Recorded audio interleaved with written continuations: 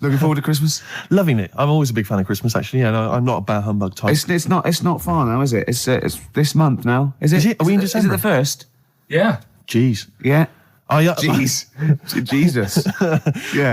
Brilliant. I was quite excited because this week I think it was this week in the papers, The Sun, and I think all the other papers actually, had the first of the kind of giveaway TV supplements that comes out listing all the shows that are on.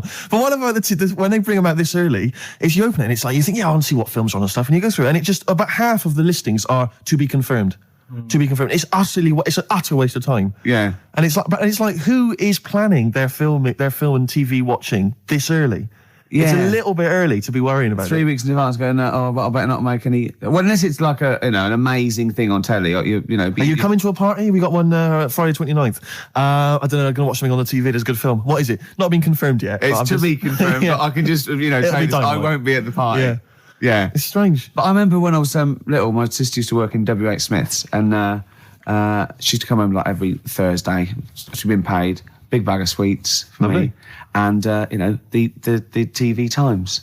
The TV times, of course, because you're working class. The TV times. The radio times for a classier middle class gentleman like myself. But the bumper edition at Christmas, there's like 2 weeks of telly. She'd sit down, like that Thursday night, sit down with my sweets, and we'd tick off all the things we were going to watch over the next 2 weeks. Didn't happen, did it? Because I was squeaking around, hyperactive, making people play with my toys, stuff, and not watching telly, really. But if you watched any telly, it'd have been really rubbish stuff. The whole family was, I imagine, probably Dennis Norden's Laughter File, Volume 12, or whatever it is. I don't think even Dennis Norton was going there. Whereas you see, we in our house, of course, we'd just switch off the TV and we'd perhaps just listen, to the concerto on Radio 3. Ooh, yeah, we weren't allowed to turn the telly off. The Christmas ads have come on, I noticed. They're on now. And I noticed, I was watching telly last night, and do you think that the advertising executive for Cadbury's Roses chocolates just comes in once a year and they go, what you got this year? And he goes, what about some workmen and some old ladies singing thank you very much, thank you very, very much, just shot in a street somewhere? Yeah, that'd be fine. It worked last year. Yeah, brilliant. That's been going like since I can remember. I've never seen another advert for Cadbury's Roses except that. Exactly. Well, there's certain things that conjure up Christmas, like you got your turkey and all that, and you got your roses. Yeah. Woolworths. Woolworths. Yeah. You got Woolworths. Yeah. Oh dear. Pizza. Pizza. Woolworths. Drink driving. Oh dear! Sorry, I forgot what I went in for. What were we doing? We were doing something. Be careful. There's a lot of money involved here, Steve. You can't. Don't stitch me up. XFM's Claire Sturgis. Yeah. Yeah. She stayed off it for just a day. She's not. No. She's just. She's clean for a day. You're on methadone or what? You on? No, I'm clean now. You can actually clean. Eh? Yeah, well done. absolutely. Yeah. Well done. Well done. Congratulations. Well done. Yeah. Clean for Christmas. Oh, that's beautiful. You're still thieving, though, aren't you? Still thieving. Just can't believe it. But at least the money now goes on like 40 Benson as opposed to a little £5 starter pack. It's lovely. Yeah. No, it's sweet. Right. Okay. It's nice to see a little miracle for Christmas, Rick. It's beautiful. It's lovely. Yeah. Yeah. I'm already in the Christmas mood. Are you in the Christmas mood? The thing is, what she's still got left over from it, and these are the scars and the reminders of your smackhead thieving days. Are those little homemade tattoos on her face? Exactly. That she did with a pin. Yeah, she looks like Seal. And some quink. Exactly. Yeah. Oh, but no, Merry Christmas to you, Claire. Yeah, Merry Christmas. Thank you, Merry Christmas. You're still living in the projects. Yeah. It is one of those little She's miracles. still keeping it real. She's It's like wonderful. little tiny Tim. I tell you what, she's a bit like Jesus Christ. In a way, yeah. In a That's way. blasphemous. Please play a record, Claire. Anyway, it's Christmas. Let's not disrespect each other. Let's be cheery. Yeah. Can I tell Sturgis what you got your family for Christmas last year?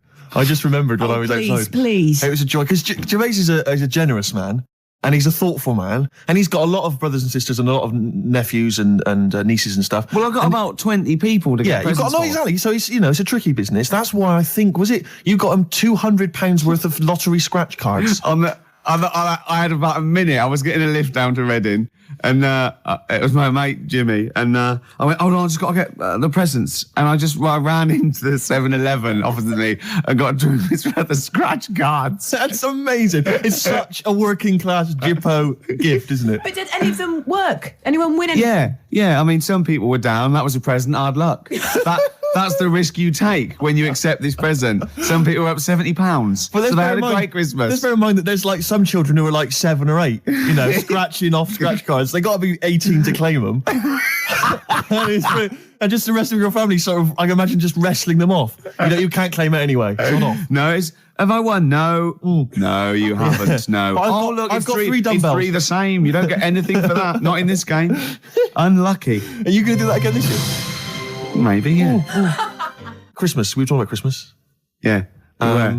Gifts. What's wrong now? I didn't know what that meant. What? Were you having a go at me because I went on Jonathan Ross show? No. I thought you'd said something. You'd said my name by mistake. You'd said someone else's name when you were talking to me. Oh, right. But I didn't hear that. So when I heard you just go, Okay. Steve, I thought you were correcting a mistake you hadn't made. No. Exactly. No. Oh, okay. All right. You see? Blunder. What did you call me? Fatty. Good. Right. We're talking about Christmas, Yes. Well, it is because it's just Christmas, the fact that it's the right time of year to talk about it, to be honest. It's topical. So let's carry on. Go on, shoot. Well, I just wondered if your Christmas gift buying had always been as thoughtful as it is in recent years. Oh, well, no, that was actually, even though it was thought pretty lazy and thoughtless, it was quite generous in the sense of financially. But I remember, God. Now, even though I sort of come from a working class family, my dad was, a labourer, and my mum was like a housewife, but I was spoiled at Christmas. I didn't have like pocket money or gifts and that, but she'd get out of a catalogue and pay for it the rest of the year. So I did have great presents. Yeah. And because I had older brothers and sisters, they were earning, so I had good presents. And it was okay for me to, give them nothing or do a card or something rubbish. But then I remember one year when I just suddenly realised I was too old to be doing this. It was like, in Jaws when it pulls focus. Yeah, and you go, oh my God. And I just realised that's the worst present you've ever... I think it was about 12 or 13. And I remember it now. My sister had got me a Cat Stevens album. Great. I think a Birdhouse and like a quiz book or something. Yeah. And it was my turn to give her a present. And it was a bottle of shampoo that I'd found in the bathroom and wrapped up. It's a big jumbo, one of those Tesco's, Had it not already been used? No, I don't think so. Mum had bought it, You just topped it up with water, wrapped it up? I just gave it to her and she went, oh, thanks. I thought, God, that's rubbish. That's really bad. It's rubbish, isn't it? That's really bad. I know, yeah. I remember one year, I really wanted a Scalextric. So I was going, what Scalextric? And my mum was going, no, you'll just get bored of it. I know what you're like. You'll get bored of it and we'll have spent all that money and you'll be bored. I was going, no, I won't. I love it. I'll play with it forever. And she was going, no, you won't. And I was going, I will. I love it. And so she bought me Scalextrics and I unwrapped it. And I was using it. I was bored instantly. Yeah. But I didn't tell her. I pretended I loved it. And I'd always be playing it monotonously, hating it. I know. But I'm loving this, Mum. It's absolutely brilliant. You were wrong. You were so wrong. I'm loving it. I know. Things with Scalextrics, I think it was great at the time, but I think it was an XFM party actually years ago when they got Scalextrics and like loads of us think, oh yeah, I used to love it. Rubbish. Yeah, really. It's tiny. Yeah. It's about 2 foot long. Yeah. You go, put it back on, Dave. Yeah. Exactly. There you go. Put it back on. Exactly. You want it to at least kind of change into a robot. Or kind of come off and just drive around the Of course, kitchen. these days it's all virtual, Steve. That's true enough. In your mind. Well, we all take a pill, don't we, Rick? And then we're in some kind of fantasy world. I am Ayrton Senna for a little while. What about those bloody computer games? No one's reading a book anymore, are Mummy, they? What's a tree? Download. Well, I'll tell you what. I'm going to play a song now. I think I've dissed U2 for about 15 years, but I've got them wrong, and I'm going to play a lovely track off the latest album. It's the last track on the album, Ground Beneath Her Feet. It's from All You Can't Leave Behind. Beautiful. And I think it's one of their greatest works. Steve Taylor, the man with the knowledge. Come in. Hey. Merry Christmas to you. It's like Steve Wright and his posse. All right, Merry Christmas. Hi. Are you So tell us, are you a great ladies man? Were you a great ladies man before you were married? It's not something I talk about. I'm married now. Because he's sort of like got a little shaved head and he's got a beard and it's exactly the same colour, sort of ginger hair. He looks like a tennis ball. It's just hair, exactly the same length, all over his face. And no reason for me to come in was that abuse was happening without me here. Yeah, I know. And now I've come in, you just continue. But say hello, so it's with your blessing, and I think we're nice. Say Merry Christmas. Hi, Merry Christmas, all listeners. See, you're on at 5 o'clock, aren't you? Yeah. Right, I'm going to make a note of that. When I bought those 2 albums, I'm going to listen to Steve Taylor, the man with the knowledge, on at 5 o'clock on XFM. Isn't it incredible? Because he's been in since 11 o'clock this morning, just compiling information for every record he'll be playing. Yeah. The show's only 20 minutes long. But with him, it's because he's got to offload it. Yeah. He's got to talk about it all the time because it's only, he's got a huge brain. It's wom, it's going wom, all information. What are you playing next, Claire? Are you bored? Sorry, were we boring you two? Oh, was just that list? Isn't that cute? Yeah. So can you tell us about Star Sailor? What do you know about some interesting facts about Star Sailor? Into the microphone, into the micropole that goes down the loudy box and out to the radiograph in the homes all around England. They're rubbish. Thank you. Steve Taylor, controversial view. Still, he has bred people. Stereophonics, and the theme tune to BBC Two's The Office, Handbags and Glad Rags. Absolutely. So I think we should be playing Christmas songs as well, though. Because American Christmas War is over. A great. Is it really? What? The theme tune to The Office? I think you meant, is war really over? It is. Thanks, John. Yeah. It is. Yeah.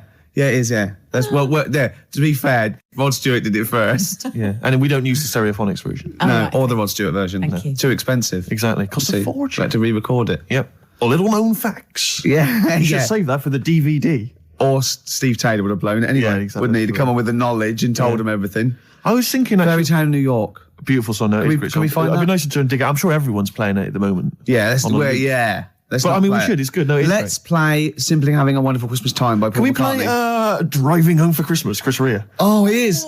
There's a lyric in that goes, I look at, he's in the car driving on Christmas, and he looks over at the other bloke in the other car, he goes, he's just the same as me. Yeah, I was thinking that. He's just the same as me. Driving Home for Is he Christmas. saying he's copied him? He's like, oi, what are you wearing? That's the same as me, that is. What do you get your missus? The same, is Are it? you? Who are you a stalker? I'm Chris Rea. Hello. Yeah. Going back to Newcastle. Exactly. Oh, they talk, innit? Is that where he's from? Yeah. Is it Middlesbrough or Newcastle? Or... Great. I'm loving this, Steve. Yeah, no, it's Nearly great. Christmas. I had a couple of chocolates there, didn't I? Oh, the yeah. purple ones in roses. Very much like the Quality Street one, the hazelnut and the toffee. Yeah. But getting me in the mood. Now, I know if you're a fan like me, you love the roast dinner. Oh. We love the roast dinner. But the Uber roast dinner is the Christmas dinner. Oh, I'm looking forward to it. No, I'm thinking about it now. I can't believe how many different sort of meats you're going to have in your house. Well, we always have the turkey, obviously. Traditional. Plus, we always have a little bit of pork, a little bit of lamb. Oh, God. And don't forget the sausage, you know. Well, I love the fact that someone's designed the turkey Christmas dinner, and then they thought, wait a minute, I also want a little sausage, and let's wrap it in bacon. Why not? Let's just have stuff in it as Can we well. have some? Can we have all the meats that are available? Someone said, please? hold on. There's sausage meat in the stuffing. Now, I went, well, sue me. Yeah, exactly. Sue me if I want a bit of extra sausage. You know what I mean? Oh. It's the work of art, and it takes It's genius. hours. Rick, can I ask you, what kind of Go veg on. you going with this year?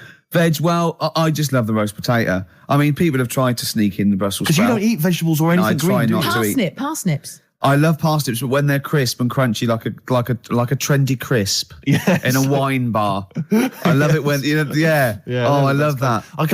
We'll be having carrots, we'll be having leeks, we'll be having Brussels, obviously. Yeah. Brussels. Yeah. And my mum will always throw in a little bit of something crazy. Maybe there'll be a little bit of red cabbage, something wild, something exotic, or something Vim, continental. or a used condom. To be quite honest, I think she's mental, your mother. She's But, got to stop that.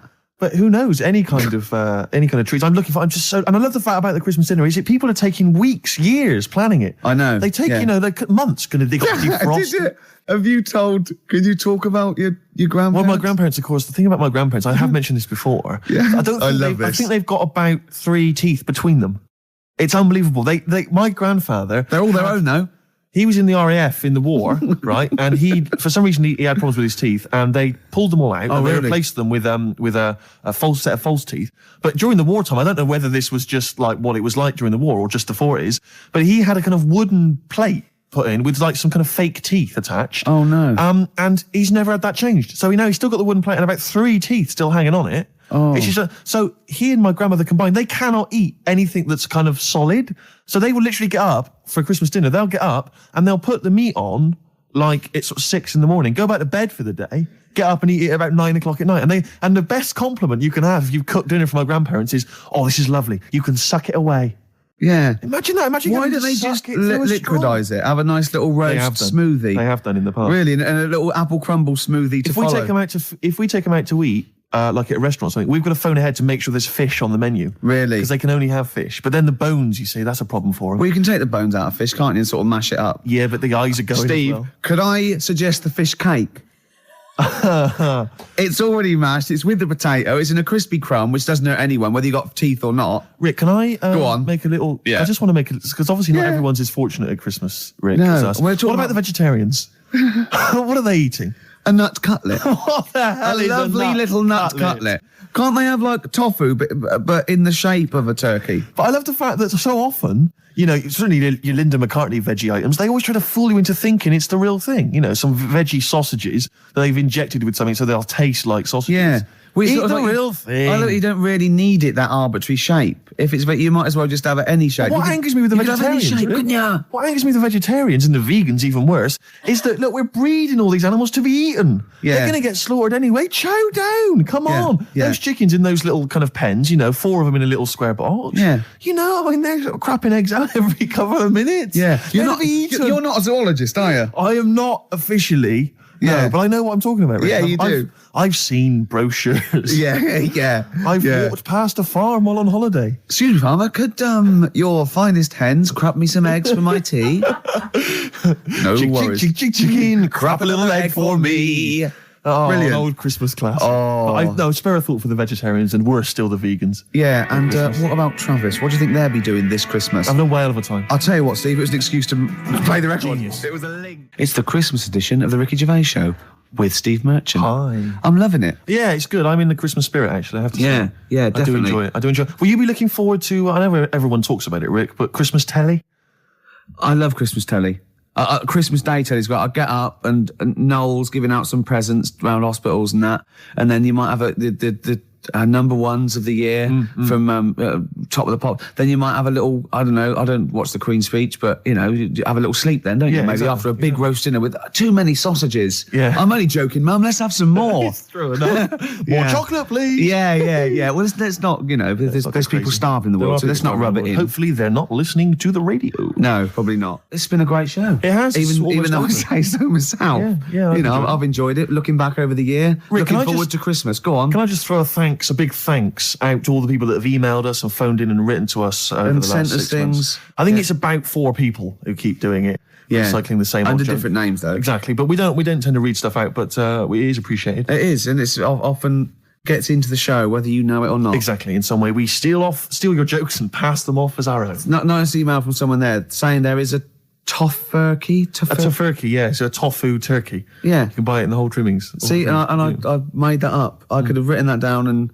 well, it had already been done. Yeah. So I said we can't paint in the tofurkey. Sure. So I've embarrassed myself again. Sturgis, are you going to be driving home for Christmas? No, Driving I'm going to home be for here. Christmas. I'm going to be here. God, she's working. He's just the same as me. She's working on Christmas, Sturgis. Oh, yeah, I'm here. Yeah. Someone emailed me the other week saying, will I be voice tracked over What does that Christmas? Well, I'm not quite sure. It's a radio term, apparently. Right, but no, I will be live. Wow. On Christmas Day. Oh, yes, Christmas Day So you evening. can't drink and stuff? Well, not as much as yeah. you would have liked. I mean, you're I'll have a always drunk tipple. on air, obviously. yeah, but it's getting to that point. I didn't know she drank till I saw her sober one day, one Yeah. Sunday morning when she came in to do an early show, and she was talking differently. Yeah. She went like, the pub's not open yet. Exactly. And I realised. It's terrible, isn't it? Well, what should we play now? I don't know. then, I've Steve? kind of felt like we've sort of exhausted ourselves, really. We've run out of stuff to say.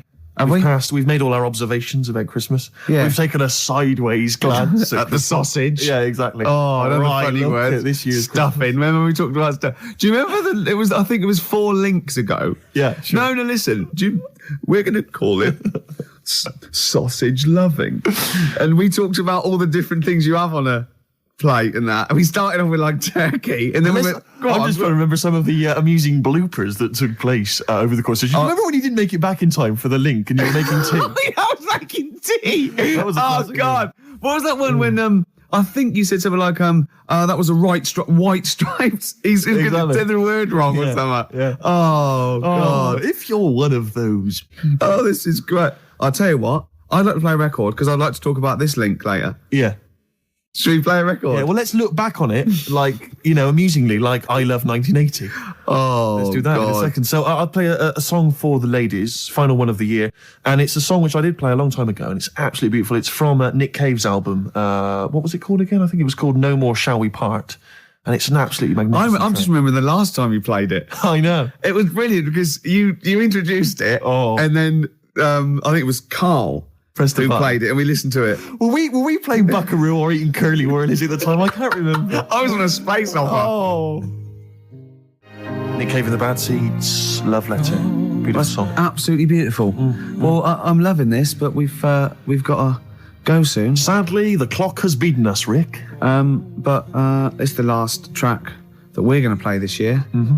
It's a lovely track. It starts off with a little bit of Jingle Bells at the beginning, a little bit of tribute on the piano. It's Joni Mitchell and The River. Enjoy. We won't be back next week, will we? Or the week after? No, we're back on off the for 2 12th. weeks. Yeah. Right, guys, I've got some back timing to do now. Right. So you've got 20 seconds, yeah? Okay. Well, that was Jo. She's getting a bit grumpy, isn't she? No, I'm back timing to the football. Back time. Yeah, she'll grumpy. Yeah. You now got 15 This is seconds. Christmassy, cold turkey, mate. Yeah, exactly. That was 10 Jodie Mitchell seconds. and the River. Thanks for listening, everybody. I hope you enjoy the shows. Don't take anything so too seriously. We haven't offended anyone. We love the homeless and fat birds, don't we? Love them. And Merry just- Christmas to you, Rick. Merry Christmas to you. Happy Christmas. Yeah, Christmas Eve. Bye. Happy Christmas She Eve. needs her fix. She needs her you. fix. She's all grumpy. You have a good Christmas? Yeah, you? Yep. Carl? Yeah, it's all right. Lovely. Okay, let's crack on. Good. I went on holiday after Christmas, Yeah. and so did our mutual friend Phil Bowker. Yeah, good man. He was in Lanzarote, and he told me one of the funny. I don't know if I can tell this on the radio. I'll have to say the C word. I'll just go. It's in a sentence, so I just go you see when it comes, and you'll know that he's saying the terrible word. Just didn't want to ruin the anecdote. Anyway, they're walking along one evening in Lanzarote, and there's lots of Brits there apparently, and Phil overhears a sort of married couple arguing. They're having to go home a bit early, and she's saying to him, she went, "For Christ's sake, every time we come out drinking, you always shit yourself." Right? Wow. Always, not once. So he's going, I've told you, he said, it's not the drink, it's the weather. She went, the weather. You'll be blaming the food next, you see. I don't think they should have got married.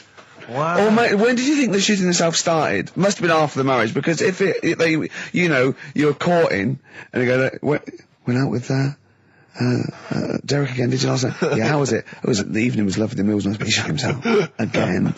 That's 5 dates, 5 different heaps of shit. But I think I can change him. I think I changed him, yeah. It must have happened after the marrying. Or he just might think, oh God, or he's got to that age where I think, look, I'll just empty it when I get home. Yeah. I'm not going to keep going up and going to the toilet, It's the ice that does it. Yeah, Carl is right, I think. It is the ice. What do you mean? People forget, they say, oh, don't drink the water when you're on holiday, and they don't. They drink, they buy Evian and stuff. Oh, I see. They forget about the ice. The ice cubes, you're right, in a bar. Made from tap water. And that can do it, can it? Yeah. But she said every time you're drinking, didn't she? I assume that she wasn't drinking ice then. Yeah. I mean, why is it just happened to Well, him? let's be honest, everyone that goes on holiday doesn't end up crapping themselves. Yeah, they usually make it to a toilet. He does it every time he drinks, doesn't he? Yeah, well, apparently. Just don't let him carry the baguettes. He's good, isn't he? Oh, Carl comes out with something. He does now and again, High doesn't five, he? Carl. That was sweet, man. Yeah, Sweet. nice one. Yeah, respect you. Ladies and gentlemen, will you please welcome to the stage, The Scaffold. Oh, the scaffold. Do you remember the scaffold, Carl? You picked the lead singer looks a bit like him. But you know whose brother that is in the scaffold, don't you? Mike McGear. Do you know whose brother that is?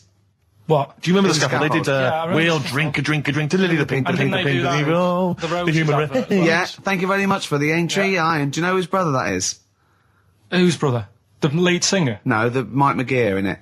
Sort of one of the main men in it. He's one of the songwriters in Yeah. No, The I don't. Scaffold. Paul McCartney. Is he? Yeah, I didn't realise that. yeah, that's Paul McCartney's brother. Think of that when they go home for Christmas.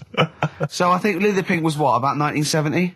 Yeah. It was number 1, wasn't it? Christmas number 1. Yeah, big number 1, yeah. I don't know if it was Christmas number 1.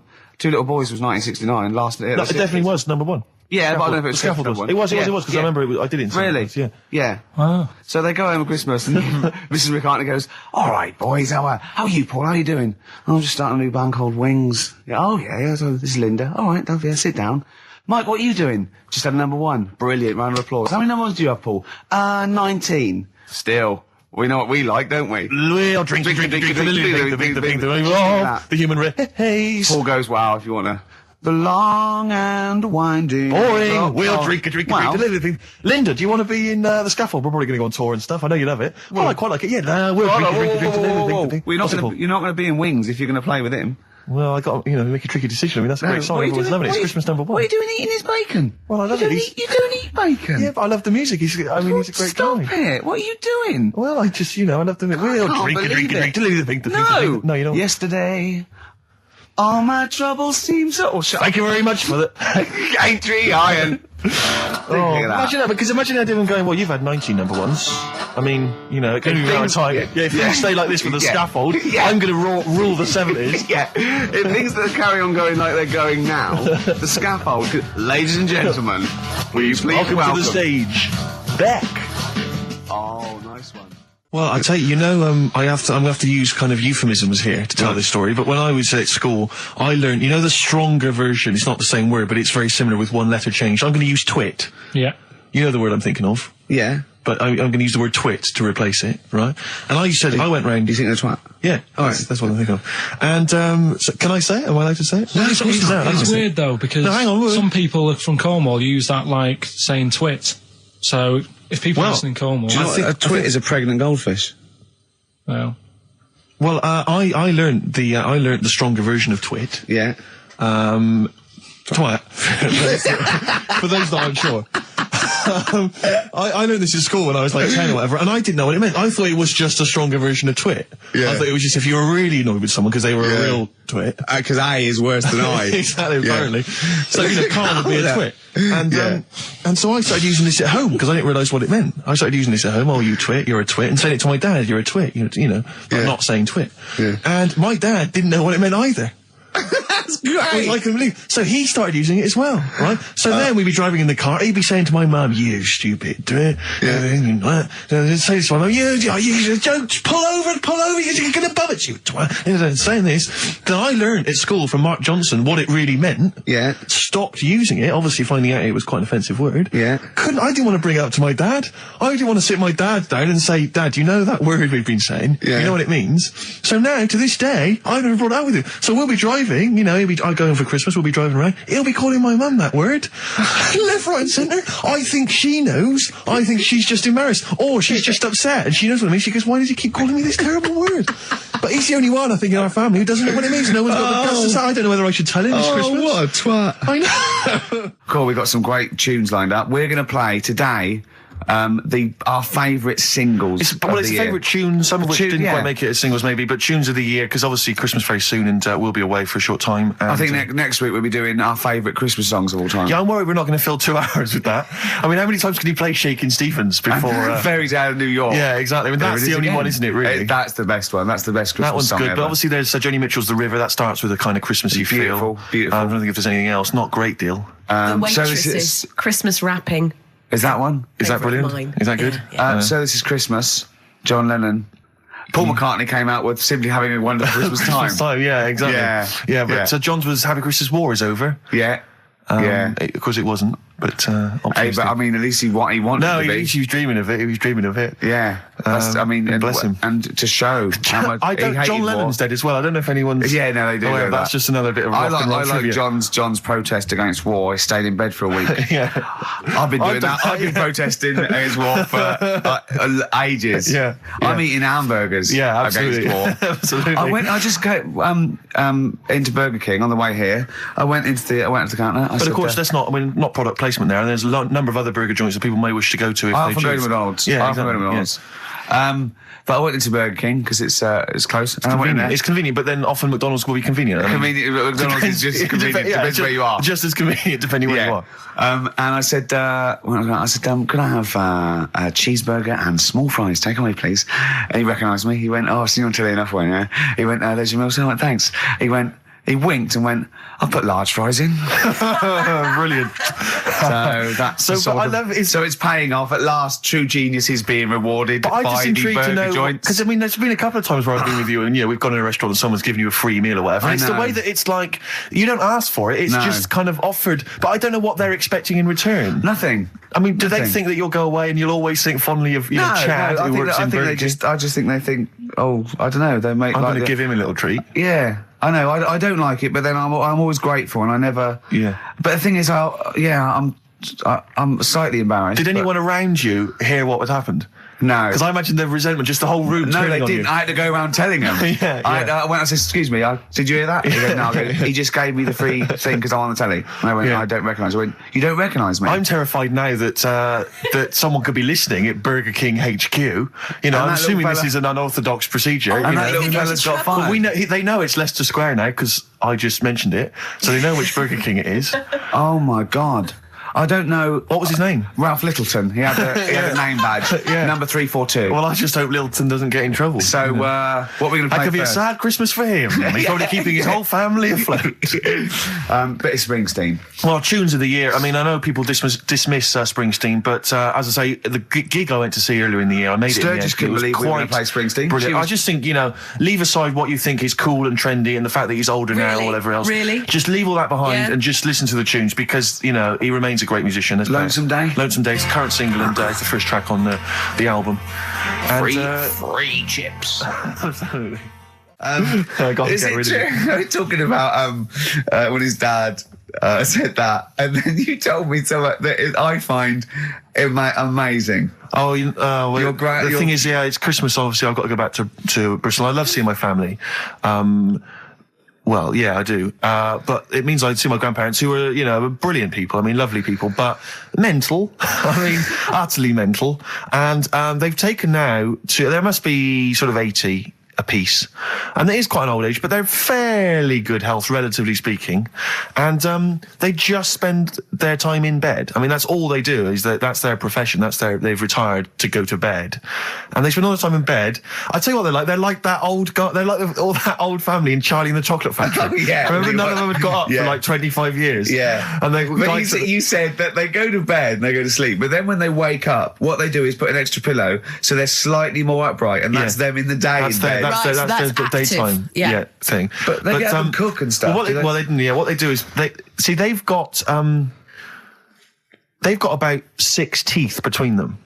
My grandmother needs false teeth, but refuses to go and have the old ones extracted and the false teeth fitted. So she's working with about 3 or 4 teeth. Oh. My grandfather had false teeth given to him during the war. Wooden ones? Well, it was plastic teeth on a wooden pallet, right, that sits at the top of the mouth. He's still got the wooden pallet, but most of the teeth have come off.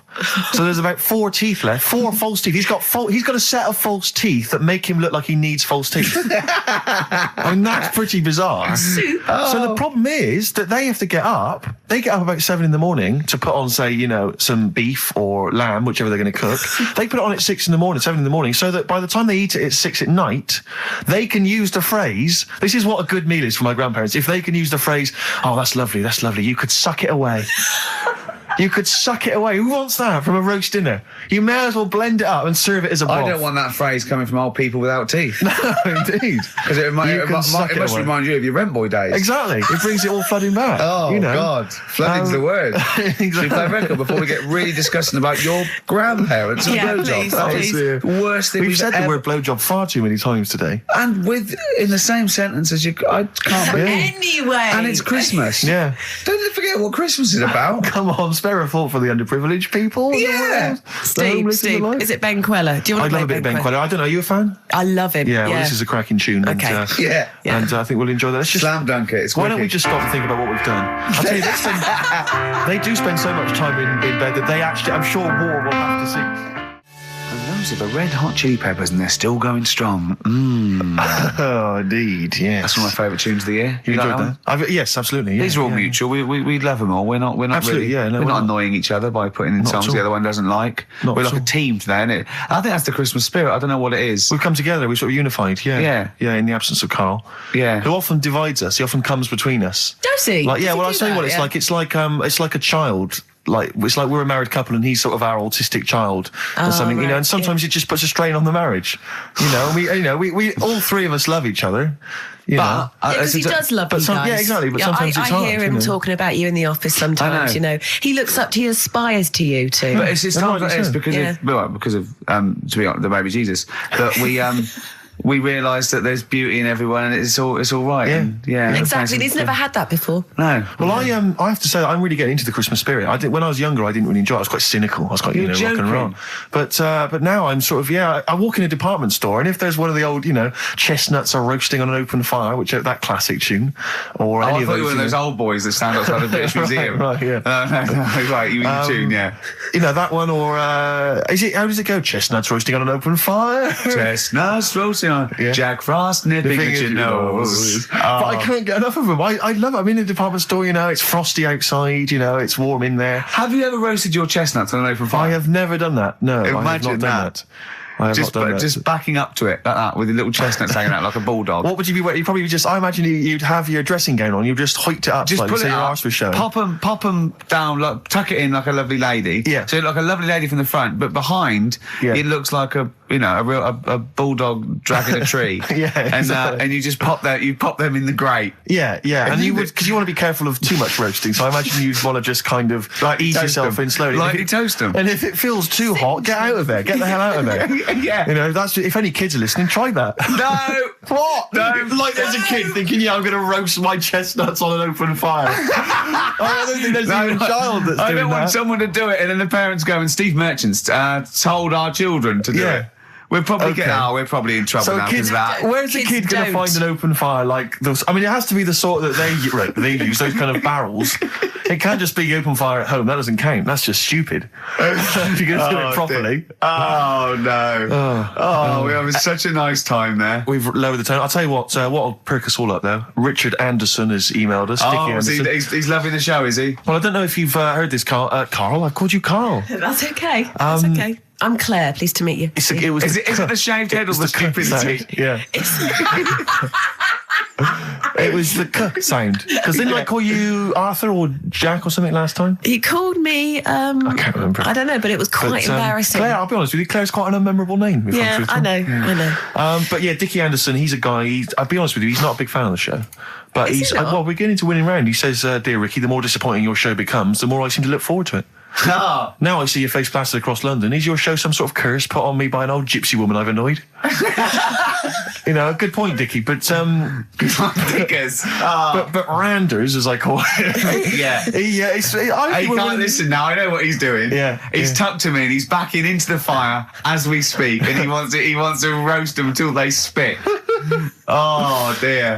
Thanks for listening. Thanks for Randers. And Merry Christmas to you and Happy New Year. And as you know, you've got a lot to look forward to because our first hour is always the best. That's exactly. So you're going to be loving it till 3, cockers. Oh dear. What should we play? Well, this is every so often I get sent a CD by a friend of mine, Harry, who just sorts me out with tunes that I may have missed. That's such a good idea. It is a great idea, and this is one that I think it came out this year. It's a Teenage Fan Club, and they teamed up with Jad Fair, and I think it's a mixed bag, the album apparently. But this is one of the good tunes on it. New to you.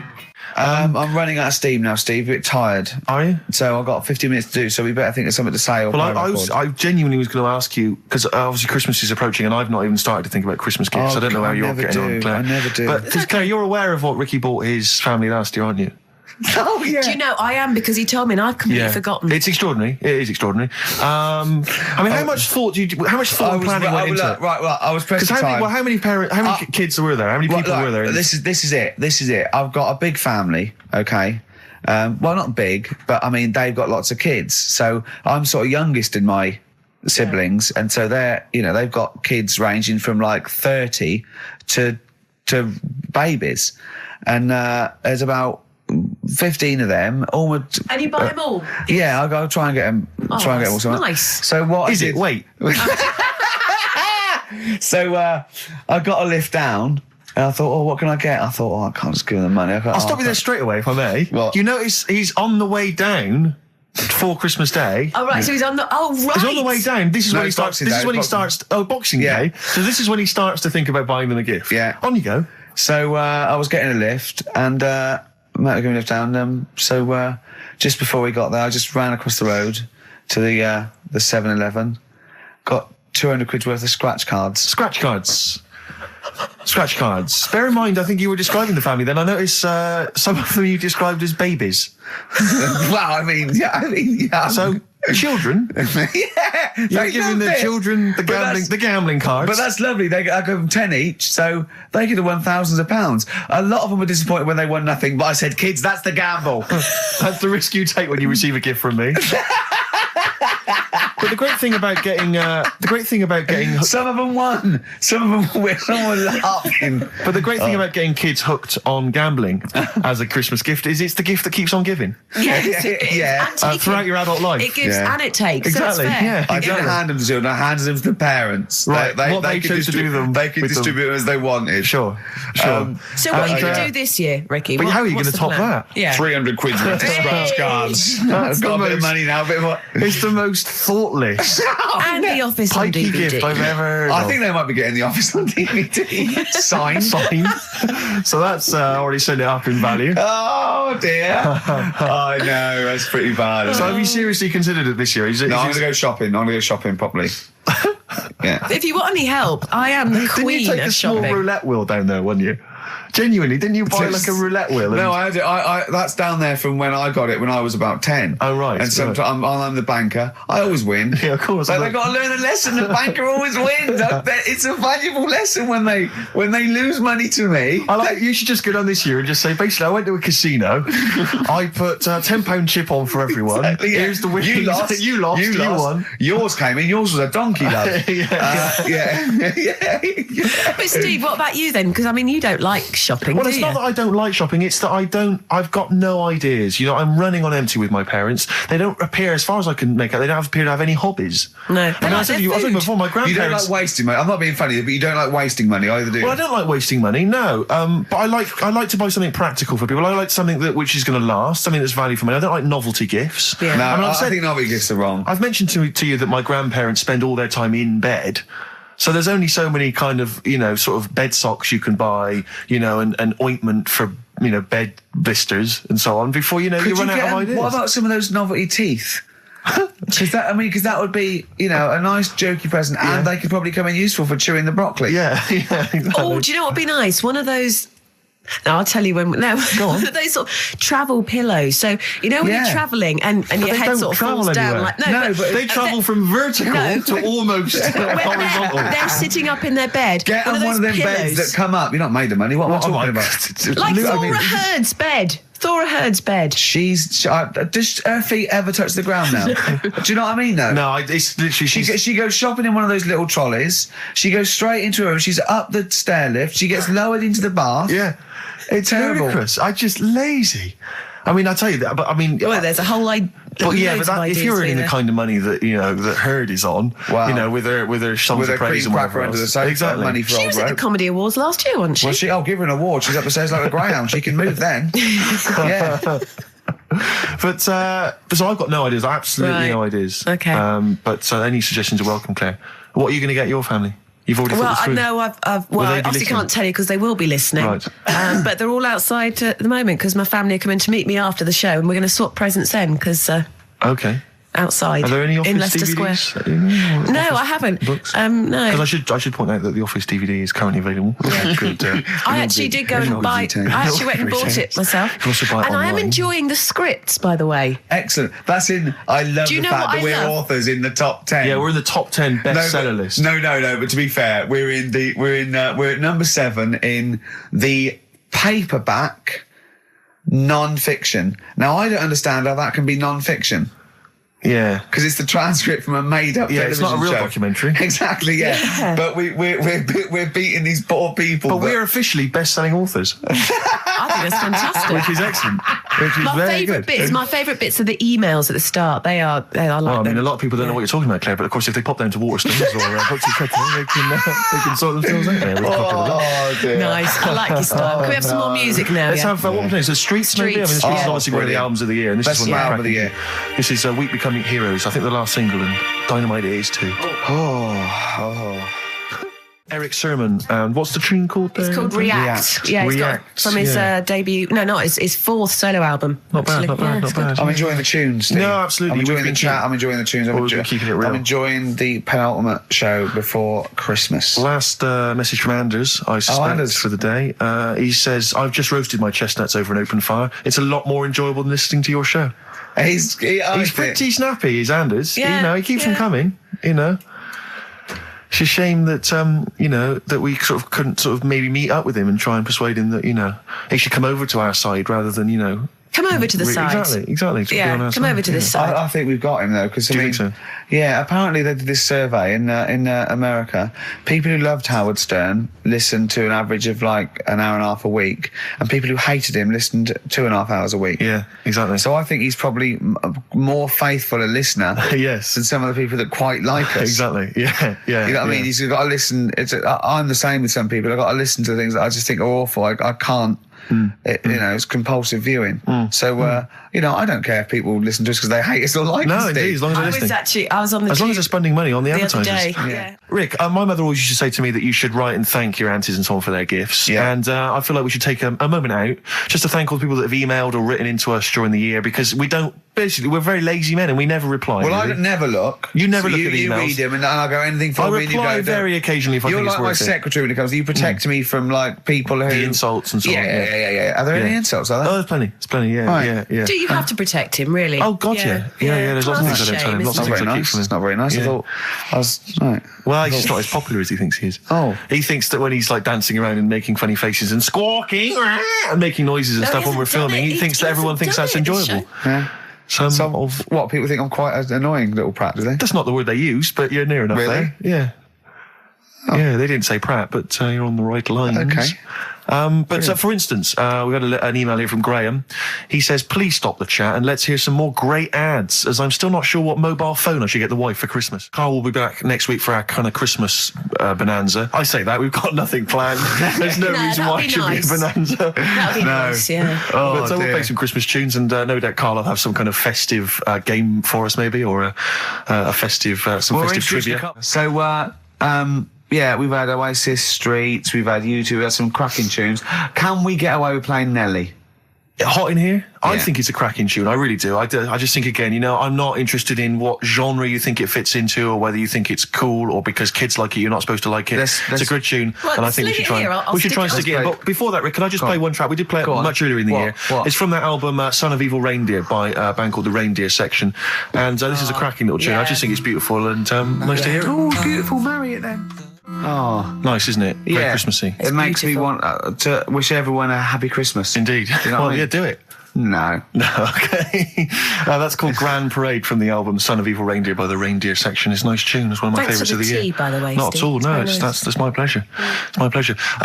Claire, just big highlights of the year for you as a final roundup.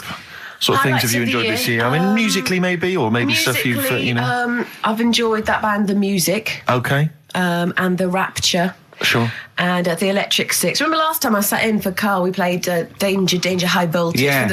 One of the first times. That was the first time I'd heard it. And now we're playing it every hour. Because you're sort of a pioneer, aren't you, musically on XFM? You're one of the people who keeps it pretty raw. I remember the early days of Idlewild. Ricky, do you remember the early days of Idlewild? I'll take that back as well. Teasing you about them playing the Pinder and Wakefield stuff. That latest single I love, and the video's great as well. Yeah. I'm a big fan of Idlewild now. You'd no, like great, brilliant. Yeah. So it's been a good year. I haven't been out to many gigs, obviously, because I do the evening show. Yeah. But all the sessions which I'm doing the best of next week. Quick plug for the show next week. Best of the sessions. So it's been a good year. Low points. What are those? Low points. Do you know what mine are? What? Poverty and war and everything. Oh, I always hate it. I always hate it. No, you didn't say that. Yeah. No, you were going to say. I was going to say. No, you were going to say the streets or something, and and you didn't care about the people dying. So don't try and do it now. I'm thinking specifically. You're nasty. You like that. You like poverty. Oh, you like poverty and starvation. Play a record. That's interesting. Yourself. That's interesting. What? Near Christmas time. What a horrible. You hope kids go lame? You're evil. That's terrible. That's a terrible thing. Nelly, cheeky little bit of Nelly there on XFM 104.9. We don't care. Springsteen and Nelly, you don't get that on XFM, do you? No. Usually? No, indeed. We don't live by the rules, Steve. Absolutely. As I was listening to you then talk... You got bored? No. It reminded me of an email that someone sent in saying that they listen online, but because of however slow their computer is or whatever, it kind of stutters all the way through. You've got to point out that is the way I talk. No, but they said it only happens when you talk. And I think they correctly identified that it's not the computer at fault. Well, that's why you I wasn't worried about doing someone. this boxing match, because I've definitely lost my looks and I already slur. Yes. So there was really no danger of any damage. No, exactly. Yeah, you do sound punch drunk constantly. Exactly. That's just part of your charm. Well, listen, that's been a lovely 2 hours for me. I've enjoyed it. I hope the listeners have enjoyed it. I hope you've enjoyed it. I hope Sturgis has enjoyed it. I've enjoyed it, yeah. Well, I didn't really care if you enjoyed it. Don't butt in when I'm talking to Steve. You're here to press the button, Sturgis. But we're going to play now a Christmas song for the lovely Christmas ladies. I don't say it's so much Christmassy, but it's one of the tunes I heard this year that really stuck out into a festive thing. So. Well, a year before, you've embarrassed yourself. You just showed up that there's no planning. This is was given away on a free CD on the cover of a magazine. I just think it's brilliant. It's a Lamb Chop, who are an excellent band always, doing a cover of an obscure Rolling Stones tune. And I'll say a bloody good meal as well. True enough. So we'll leave them with this. It's Backstreet Girl, Lamb Chop, and see you next week for our final festive show. Yeah, thanks very much. Embarrassing. It's something embarrassing. That was the Christmas song. Remember them dissing all over the place as usual? Absolutely. Dissing all his mum and everyone. Yeah, it's a little bit of cussing in there, which they bleeped out, thankfully. Carl's in a bad mood already. He's been in about 3 minutes and he's in a bad mood, getting stressed. If you can't hack it, leave. What's the matter with you? No, I'm just saying. I was meant to enjoy last Saturday off and I didn't. Why not? Why is that our fault? Because you weren't here? Just because... I don't know, but... Are you not in the Christmas spirit? Why didn't you enjoy last Saturday? What did you do? I went all the way back up north again, right? Because it was Suzanne's dad's birthday, right? I was busy last week, didn't have time to get him a present or anything. Didn't have time to get him a present. So I got to Euston Station, bought a card for him, which was a Christmas card, so he wasn't happy because he was saying it's my birthday, and I said, well, I won't be seeing you again. So I've got a joint card, and then we went out... Did you get him a present? Well, no, because we went out on Saturday night for something to eat at this pub that he likes. It was a nice steak and onion rings, right? Lovely. So he should have been happy anyway. Yeah. But... What, you paid for it? No. But you should have been happy anyway. Suzanne paid for that because it is her dad, right, not mine. So I said, all right, what can I do? I said to her. So she said, just buy a few drinks or something. Anyway, I didn't get around to getting drinks. I can't believe it. Didn't get around to getting the drinks. Right, so I said, right, I'll pay for the cab.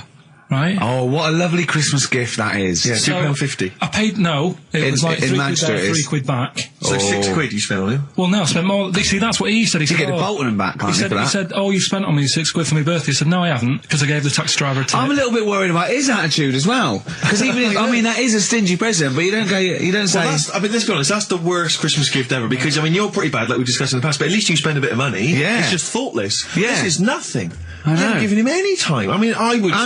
And I knew my demographic. They loved it, my family. They couldn't believe their luck. You know. Well, a tenner. You spent a tenner on him? Well, the cab fare was £6. But the thing is, I don't think he's saying that. I think it's the fact that this is like, you know, frittering away and it's kind of thoughtless, he would have loved to, I'm sure he would have been appreciative of a lovely £10 gift that you cared about and bought.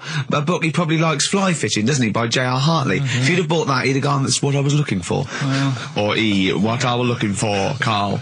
Bloody hell, Carl, you little bald twat. That's just what I wanted. So, alright, so just calm down. So what have you got planned for Christmas? Is this what, I mean, are you doing the same approach with Carl, Suzanne? Excellent. You've paid me milk bill for this week. That were nice. I'm spent this year. So have you planned anything for Suzanne, or are you just... Yeah, I'm taking her out Christmas Day for something to eat. Well, does she know that? Was that? She's working today, so she you know, so... Right, okay. So what Christmas gift have you got? That's it, I'm taking her out. What, you haven't got a present? No, because we spent a lot. Don't forget, that's half yours, though. You're not going to just be sitting there watching her eat, going, "Oh, I'm hungry, but I spent all." You're going to be eating as well. That's half yours. So she's got nothing to unwrap. He's like a cat who's been hit. She's got nothing to unwrap. There's nothing. She's going to hand something over to you, because I've met the woman. She will. She'll hand something over. You'll open it. You'll love it. I might get something today. You shouldn't take me to begrudgingly persuade me to do it. God. Yeah. Right, so... Yeah. Well, I'm gonna try and stick in some Christmas songs. We're not playing all Christmas songs, but I brought in a couple. So this is Christmas, John Lennon, The River, Joni Mitchell, Fairy Tale New York, one of the best Christmas songs ever. Oh, what about a bit of Pretenders? That's a good one, 2,000 Miles. Let's hear it. Pretenders, 2,000 Miles on XFM 104.9. This sort of Christmas edition. We're not here next week, are we? No. Carl is, aren't you? Well, you are in a way. I was doing a best of, isn't it? Yeah. Is it a best of? Yeah. Brilliant. Have you been putting it together? Not yet. Okay. I'll do it today. Tell me what bits you want in it, and I'll sort it out. It's not for me to say, is it?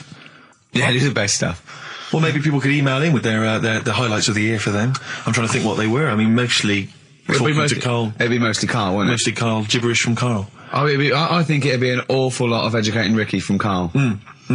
Well, ricky.gervais@xfm.co.uk if you've got any thoughts on stuff you'd like to hear. Again, is there anything you'd like to hear of Karl saying something stupid, me and Steve laughing or slapping him? Yeah. That's basically the competition, isn't it? Well, there's a couple of instances where I tried to kiss him, I think, and you encouraged me. Yeah. Those are some highlights for me. Donnan Blitzen from the About a Boy soundtrack by Badly Drawn Boy. Christmas theme there. Christmas theme there. You spotted the Christmas theme? Yeah. Karl's not really in a festive mood, but I can't imagine Christmas is your time of year, is it, Karl? Well, I'm not sure any time of the year is, really. I liked it when I was about... I think when I was about 7, I enjoyed it. Was that the one? Was that the year, the big year for you? You get loads of stuff, you don't have to worry about anyone else, but once you've, got a job... What did you get when were you doing your paper round? How old were you then? I was about 13, 14. Well, that was then you were your own man, weren't you? I had to buy stuff. Oh. But you're still not having a good time. You're quite a selfish man, aren't you? I didn't realise this. No, it's just that Christmas... And that's coming from him, Karl. My dad always said... Oh, right, steady on. Dad said Christmas morning was for, for me, so he used to stay in bed. So he never... That's brilliant. That's a great thing to say, isn't it? Yeah. Christmas morning's for you. Run wild. Do what you want. Just don't bother me. I'm going to Honolulu for 2 weeks. That's great. Dad, it's Christmas. Do I have to do anything? No. So my mum used to get up because she used to like to see my face light up, when I opened the presents. And then... to keep the fireworks. And then... I'd have to go to my bedroom from about 6 o'clock onwards because, my mum and dad were into having big Christmas parties and I wasn't, old enough to go. Right. So they'd say, right, you've had your fun there, you go up to your bedroom, stay in there. Really? Yeah, I remember one year, right, I got a train set, that's what I wanted. Yeah. Right? It's brilliant. Playing with it all day. I thought, I don't mind about the party, I'm happy staying up here playing with this. Brother comes in, he's had a few, right, he's going, yeah, give us a go on your train. How old is he? He's a bit older than me, so he might have been let's see. Well, let him be 18. Probably about 18, 19, and how old were you? Like that. I had a train set, so I don't know, about 14. Something like that. Yeah. Right, so I'm playing on that, loving it and stuff. And then he comes in and goes, oh, give us a go. He turns the transformer up to 14. He went really fast for about 5 seconds, broke it, and then he went back downstairs. Wow. So Christmas, I hadn't even got to Sounds Christmas like the Conservative government with British Rail. Satire, that is. Rick, I just thought that there's satire. If there's any satirical shows listening or magazines... It doesn't work in any way, because there's the analogy falls down apart from there being a train. Think it through, though. British Rail was trains. Yeah. And the government broke the trains in many ways. They didn't break them, not officially breaking them, but they kind of... It does work. It's perfect. Oh, I'm very pleased with that. And I can't... And no one's asked him to be on Have I Got News For You. It's weird, isn't it? Because it's strange, that, when you've got a satirical mind that's as quick as that. Yeah. And he's broke your little train set. So what did you do? I just watched telly and had some sausages. I bet you were happy with that though, weren't you? It's a bit annoying though, isn't it, when your main present of the year has been broke. And did it ever get it fixed? No, that was it. Put away. I'm intrigued why your parents wouldn't let you come and join in the festive fun. Was it really debauched down there? Was it eggnog everywhere? Well, no, but I mean, that's fair enough. 6 is a little bit early, but I just think, if you're a kid, he had his fun, put him to bed at 8 maybe. And you think so on Christmas Day? I thought that was a day for family. Well, not if there's a party going on. Well, don't have the party on to Christmas Day. Well, that's another option. Yeah. Your parents are weird, aren't they? A strange breed. Well, I think that was the year, right? You're talking about buying presents and stuff. I think I did treat my mum to... I didn't buy my dad anything. I think that was when I got a bit older, I used to get my dad something because he wasn't that bothered anyway. No. So, got my mum, there was a cheap shop, right? Of course. Thank God for that. Called Snips, right?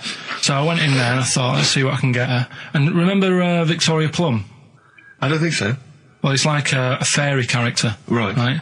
And my mum's into gnomes and stuff, right? So I thought, right... She must be pleased with you, then. Victoria Plum. I was thinking, is that one of the neighbours? Is it like a brandy liqueur? Do you remember Victoria Plum? Victoria Plum. Victoria Plum, yeah. It's like a little fictional sort of character, right? Okay. So I saw it. I thought, yeah, she'll love that, right? So I did my paper round, saved up for 2 weeks, right? Oh. Got that sorted. Went to Snips, bought the Victoria Plum. Next day, I'm in town with her, right? So I think, I know what I'll do. I said, come in here a minute, right? So we go in and we're looking around and I tested her, right? I went, look at that there. That's all right, innit? And she goes, oh, it's bloody awful. Oh, Karl. Oh, Karl. Oh, God. So then Christmas Day comes. I said, don't bother opening it. She said, no, why? I said, Oh, no! Why did you still give it to her? So, well, it was too late. I'd already bought it. Oh, Carl. So she opened it, and I was like... And she said, oh, that's nice. I said, why are you saying that? I said, the other day, so it's bloody awful. She said, oh, no, I thought you were pointing at something else. Oh, no. So that's why I don't get anyone anything anymore. Oh, God. Play record. Oh, God. Oh. That's good, isn't it? Not bad. Gold Rush. Let you down. I'm actually quite affected by Carl's Victoria Plum scenario. Just the fact that, like, that eagerness, he wants to make sure it's a great present. He's saved up his paper round. He thinks it's like a gnome, but modern.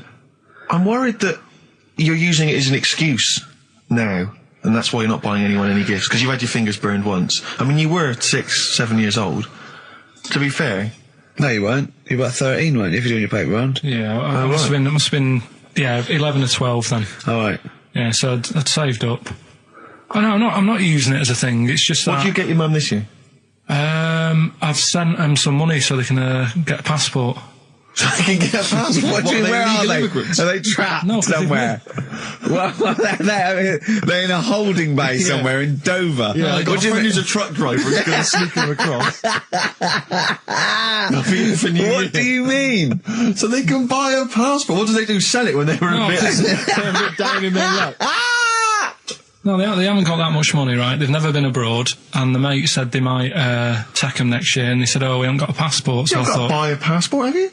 Isn't that your God-given right as an Englishman? No, you've got to pay for them. They're 30 quid each, so you better do, otherwise they're conning me. Right. So you sent them 60 quid. You don't get born with a passport. You sent them 60 quid in an envelope, have you? Well, check. Right. I love that.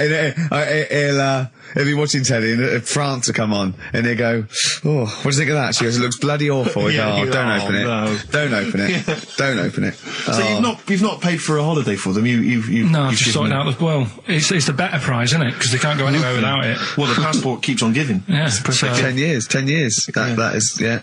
So, but no, I never used to, I can't think of other things. I used to get my dad once I started getting him stuff, it used to be a dressing gown, and then, but as an extra surprise, I used to put like a cigar in the pocket, so he'd think that was it. Yeah. Then he'd put it on and put his hand in the pocket. Right, and then he'd just hit you because he thought you'd nicked it.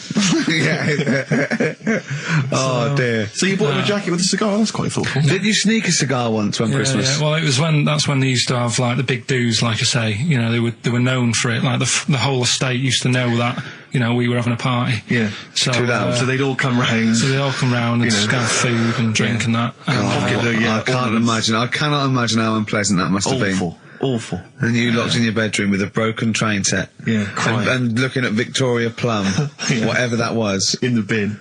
Oh, in the bin, yeah. And hear a mum saying, and he got me this. Isn't this piece shit? Of rubbish. You could hear him just throwing it against the wall and laughing. And all the neighbours laughing.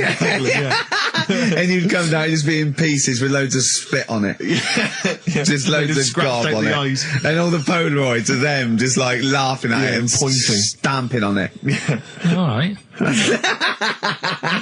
It's all flooding back. But no, I used to get up in the morning and then like they'd still sort of all be there asleep on the floor and on the sofa. Oh, that's awful. Carl. That's terrible.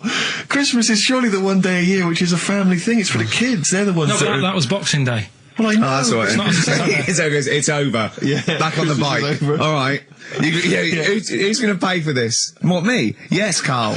You're doing 2 rounds today. Yeah, was your paper round supporting the entire family? Yeah. No, so I used to get up and like go downstairs and they'd be asleep, so I'd be mooching about trying to find like another present that's still working.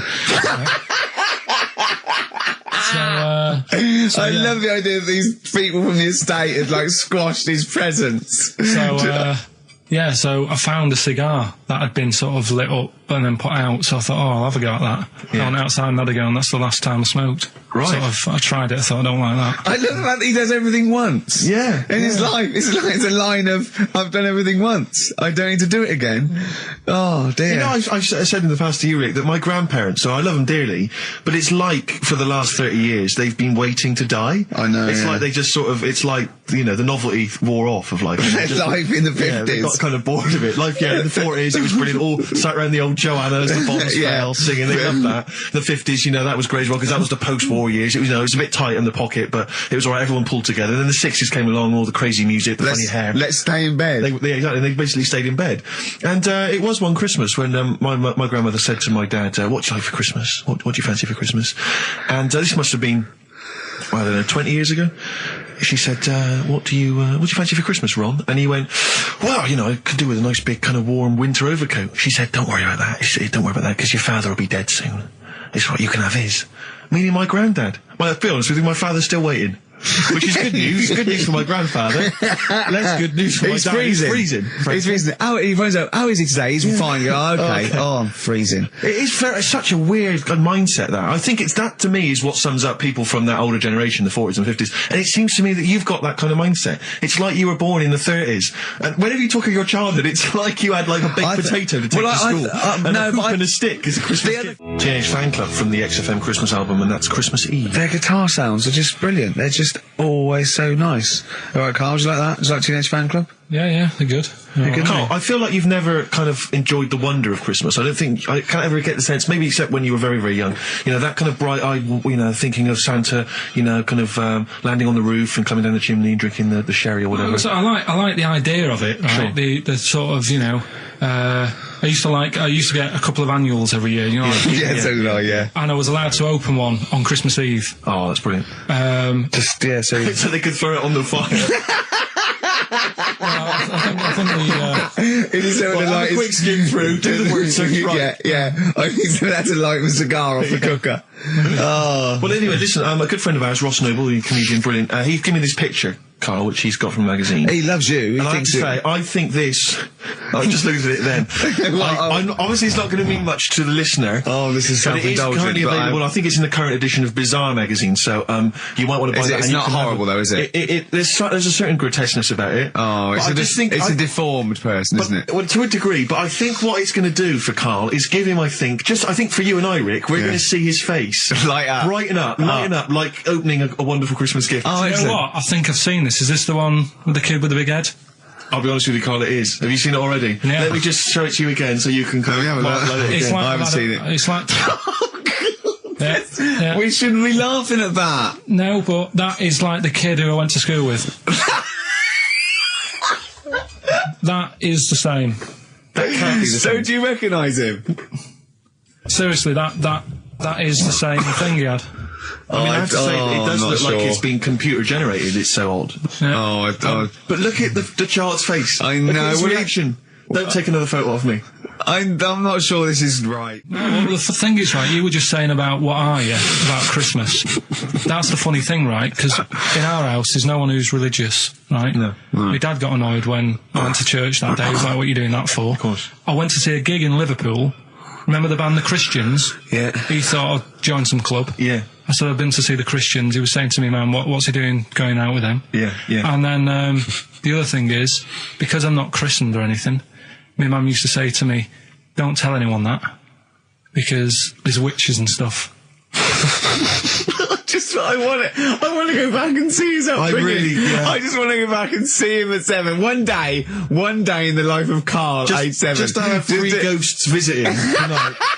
And take him back through time. But we could go with him. We could be some of the ghosts. Yeah, the ghosts of Christmas past. Oh, remember this? That's incredible. Because there's witches. Don't tell what. Just she thought. So she wasn't Christian, but she thought maybe someone could take your soul because you weren't christened. It's like there's cults and that, isn't there? And if they find out you're not christened, then right. I don't think they care. I don't think a lot of cults care. Well, but what can they do if you're not Christian? I don't know. I just said all right, because then through that time there must have been a time when. But hold on, now they know. Yeah, but I'm older now, so I'm all right. She used to worry about me playing out on the street. Oh, she was worried about when you were naive and stupid and easily led. Well, yeah. No. Good point. No, you're right now. Yeah. So, yeah, good. Rockbusters. Rockbusters. But tell the prizes, Steve. Yeah, we have Christmas gifts. This is Christmas gifts. I don't know if you'll receive them in time to actually pass them off as gifts. I wonder if I can tell that Ross Noble story that he told us. I don't know. We'll have to discuss that when the record's playing. Okay. All right. Okay, so you heard a track from it just then. This is the XFM Christmas album. I think that's been knocking around here in the office for years, hasn't it, Carl? Or is it new this year? It was brought out about 2 years ago, but the Christmas songs are Christmas songs. Yeah, it's not bad. There's Scott bands on there like the Dandy Warhols, the Webb Brothers are on there, Drugstore, Bell and Sebastian, Flaming Lips, all sorts. So we've got that to give away. We've also got this Smashing Pumpkins compilation, which we've seen, again, that seems to be knocking around for weeks. Another one of those 50 years of the greatest hit singles. I don't know, Culture Club's on there, Queen, obviously, I've just Lennon. seen the cult film. Yeah, the cult film will come back to you shortly. This, I think, is one of the most exciting gifts. If you have a video player and you want to get trim, then surely Big Brother 3 champion Kate Lawler and her cardio combat video, in which I think she uses kind of, I don't know, military kickboxing training to get you trim and taut and looking as good as her. Then you can get that as well. We've also got a exclusive 7-inch single from the White Stripes, a kind of Christmas single. Is that from them? Yeah. That must be quite rare. That's probably the only thing. That is rare. That is worth something. And the current Badly Drawn Boy album, Have You Fed the Fish, which I think is slightly mediocre. They've gone up, actually. I think that the level of prices there has gone up. Not a bad selection, but here is the big movie. And actually, I have to say, this is not a bad one. It's not. Again, it's not terrible at all. It could be worse. It's James Caan in the original Rollerball, not the disastrous remake that came out recently, but the DVD version of Rollerball. So that's there as well. So something fairly interesting. That's worth winning. Right, come on then. Let's do Rockbuster. Well, will we play a song to give people time to get a pen and paper and that? Yeah. So we're doing it next.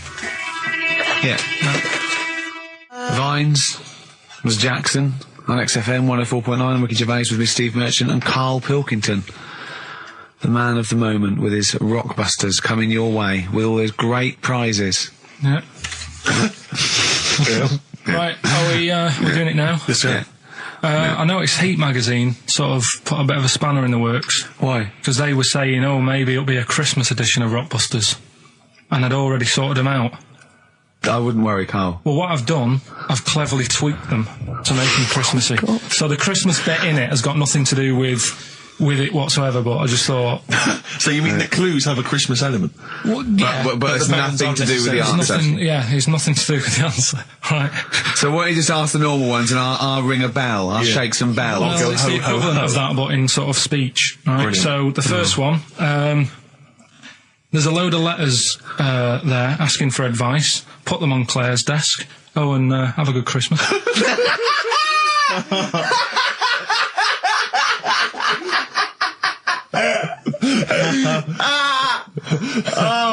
Give it to us again. Oh, God. Right, so there's a load of letters asking for advice.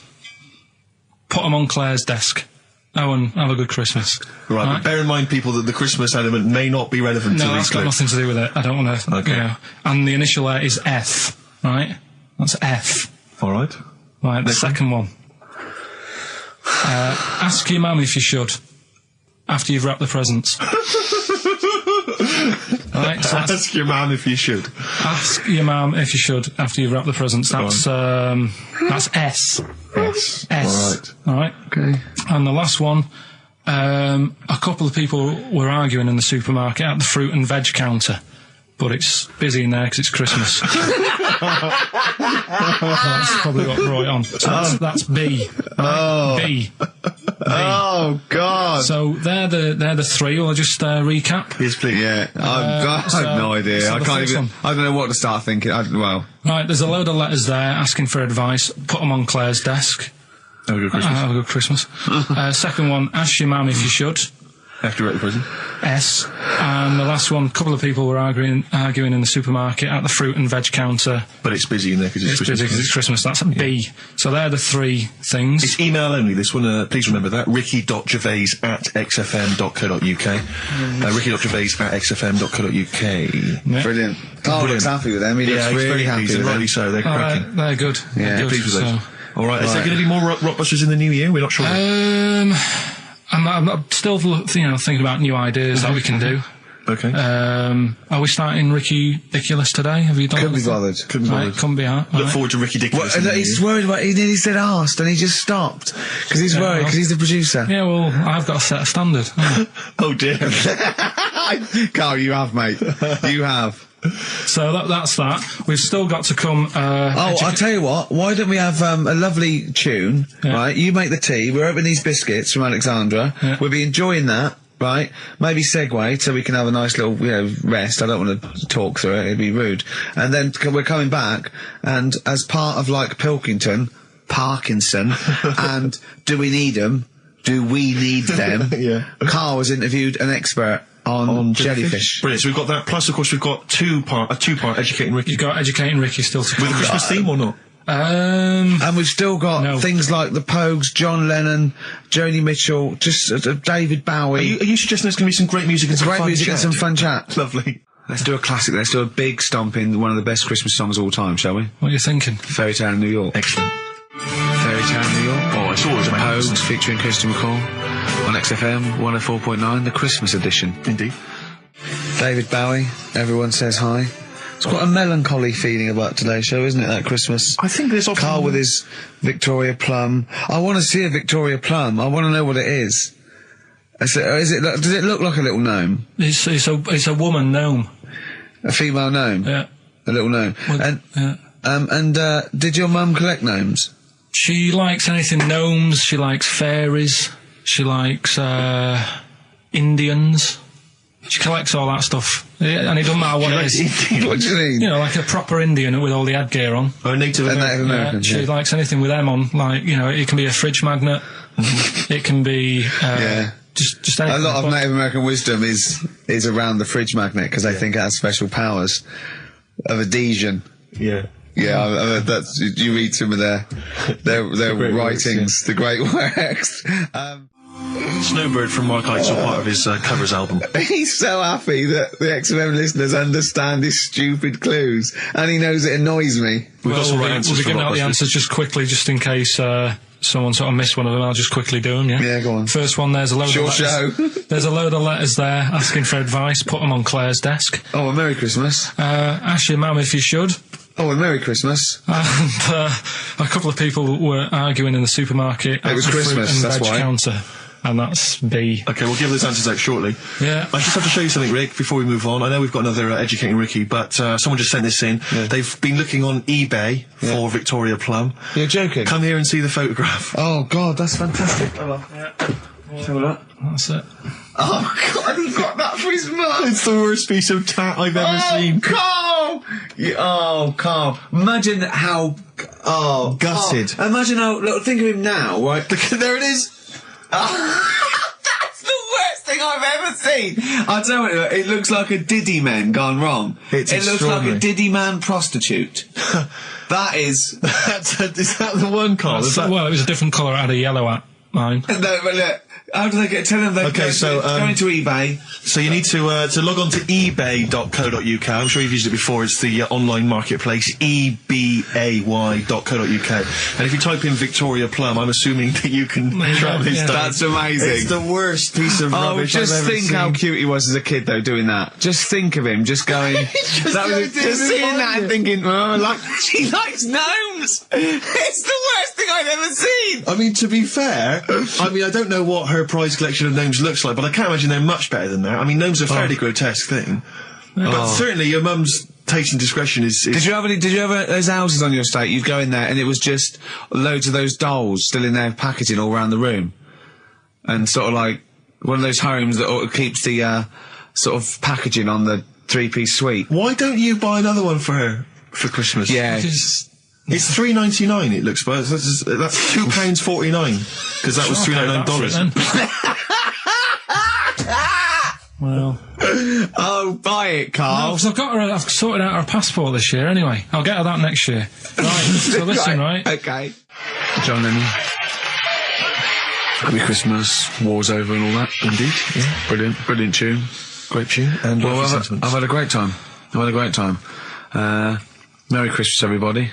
I hope we haven't offended you by some of Carl's rantings. Just think of what he's gone through in his life. That Victoria Plum incident. Carl, I've got a little gift for you here before we go. Oh, you're joking. I haven't got you anything. Well, no, you haven't got your girlfriend anything. I wasn't expecting much. It's not exciting, but it's worth taking. In fact, why don't you just re-gift that straight away? It's alright, cheers for that. It hasn't even looked at it. Champagne. That's not the champagne we got free from the BBC, is it? It's not actually, no, Rick, because that is far too good for the likes of Carl. Oh, right. And I wasn't going to give it to me. You wouldn't appreciate it. That's just sparkling wine. Oh, brilliant. Oh, I love that. Yeah, he doesn't know the difference. I'm seeing Carl on Christmas Day because he's around Christmas Day in London, so I'll get a little gift then, Carl. Right. That'd be good, wouldn't it? It'd be a nice little... Okay, answers. We must give the answers. You would have to go to bed at 6, though, so we can play. Right, here's the last clues of the year. You had There's a load of letters there asking for advice. Put them on Claire's desk. That was F. That was for foreigner. Foreigner. I don't know what you mean. Claire Rayner, she took advice, she gave people advice, so that's a foreigner. That is shit. Right. I'm sorry, that may be Christmas, that is absolute garbage. A lot of people got the right answer. I know, that annoys me even more. The second one, ask your mum. Foreigner. Yeah. Foreigner. Second one, ask your mum if you should. That was S. That was Shalimar. Shalimar. Right? No, bizarrely, what was the clue there? Ask your mum if you should. No, we got a lot of people saying Smashing Pumpkins as the answer to that. But I don't know who's saying that to their mum. Smashing Pumpkins. Merry Christmas, Mum. Smashing Thanks Pumpkins. very much. Nice bollocks. Oh, that's great. That's great. Right. Smashing Pumpkins. Your dad bought them for me for Christmas. Yeah. And the last one, Lovely plums. What, my Victorians? Oh, God. right, we've got to wrap it up. Come on, then. A couple of people were arguing in the supermarket at the fruit and veg counter. That was B, that was Banana Drama. They were like having an argument. What do you mean Banana Drama? What, no, wait. What group is Banana Drama? What group is Banana Drama? So, you're a fool. You're a twat. Well, you say that, but you accuse Carl of that. You're also accusing lots of the listeners, including the winner, Nicola Rogers of London, and she wins those great prizes, and she got them bang on. So Banana Drama. so can we finish there now? Yeah. What do you mean? What do you mean? Can we finish there now? Just play the ads and go. What? No, what are you talking about? We're going to play Jerry River all Play day. that then. Goodness me, Carl, look at you. We haven't got time. Merry Christmas, Carl. Merry Christmas, Carl. Enjoy the show. Let's give him a little kiss. Oh, a little kiss. Oh, no, I with tongues, it's Christmas. No, don't. Stop messing about. Get out! The featured film's not bad, I have to say, actually. You've excelled yourself there. Again, it's just one of those things where I think, what kind of XFM listener would want this particular goodie bag? I know before Christmas, Carl, you explained that the Look reason at we were Carl's giving away... face, he's disgusted, because he just said, I do a lot of work to get these prizes, and I went, no you didn't, I saw you, he went over to a drawer and went, I'll give that one, and that one. That's what work you put in. You nicked some, there's about 12 Jerry Halliwell videos, one of which we're giving away. It's sort of like, you've given it away? Oh no. Yeah, if you'd like Jerry Halliwell's Body Yoga DVD, then, you know, that's one of the treats you can win. But it does, like, if you notice, if you remember before Christmas, he said that he was giving away a kind of bumper pack of gifts that you might want to wrap up and give to various people. One for Uncle, one for Auntie. But obviously Christmas has passed, so I don't know really what your excuse is this time. You eat a lot over Christmas, don't you? Get a bit fat. Fair point. Yeah. So, Jerry Body Yoga is one of them. The recent, on DVD, the recent series of Wiedersehen Pet. Yeah, reaction. Could you give me that reaction again? Well, Rick? no, just give me that reaction again. No, yeah, brilliant. And actually, I have to say, this isn't bad at all. This is the very best of the Stone Roses CD. Well, you can't knock that. You can't knock in that. fact, I'll tell you what, we should play Elephant Stone at some point. Yeah, we'll have that. Go on. Madness. I think this is actually tunes from them and not from the musical, although it is tied into the musical. He went to see that musical. Really? Yeah, on New Year's, you know what it's like on New Year's Day, there's nothing to do. Sure. So you go and see some people doing madness songs? No, I took Suzanne out for a walk, right? Yeah. Went round Covent Garden. Right. Past the place where it was on. The stage door was open, you snuck in. Well, I said Madness are alright. And because when you think about it, Madness songs are quite sort of musical anyway, aren't they? So you can't... They're quite musical. Do you know what I mean? They sort he of... means they're like a musical, like a musical. Knees Up Mother Brown. I thought it was alright, enjoyed it. Blur the musical would be good, wouldn't it? Blur the musical would be excellent. Yeah, little Cockney Sparrow. So what, you bought tickets there and then and just went in? No. They're not selling, are they? It was fairly quiet because we only paid the lower price and we got upgraded for free. Nice. So you enjoyed it, did you? I'd loved it. And would anyone like to come on stage with us? Yeah. The little bald fella. Yeah, go on, I'll give it a go. And what home are you from? Where are you? What are you doing tomorrow? Well, I'm going. No, you're coming here tomorrow. Come here tomorrow. Is he not doing well? That's a disappointment. I don't know. I mean, it was New Year's Day, so maybe that's why it was quiet. Okay, well, if anyone hasn't seen this or didn't receive it for Christmas, Bono said, all is quiet on New Year's Day, Carl. Yeah. Also, we've got to give away Minority Report by I like that. Steven Spielberg that. with Tom Cruise, which is on VHS. It's a good rip-roaring sort of film. It's not bad. That's probably the best thing we're giving away, but as I say, we can always leave some out if you don't want. I'm arresting you for the future murder of Sarah Marks. Yeah. Brilliant. That's the sort of excitement and drama you'll be getting in it. It's not brand new. Taster there. I got that off Paul Anderson. He said here's something to watch over Christmas. So you've actually watched this already? Yeah. All right. Have I rewound it? That's probably added to it, though, isn't it? It's touched by the great man himself, Karl Pilkington. And it's all right, I'd say. It's worth a watch. Can I just ask Karl how he got on over Christmas? Because the last time I spoke to him, you hadn't bought a present for your girlfriend. I had to say I was on tenterhooks all Christmas. Well, you changed it.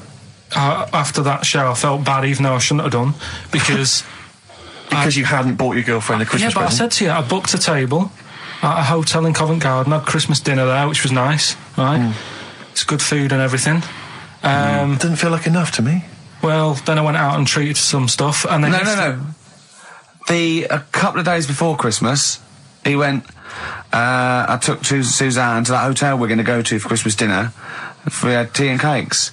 And I went, oh, you treated her? He went, no, she paid for it, but I was just showing her what it was going to be like. That was her extra treat. She paid for it. I love that. Brilliant.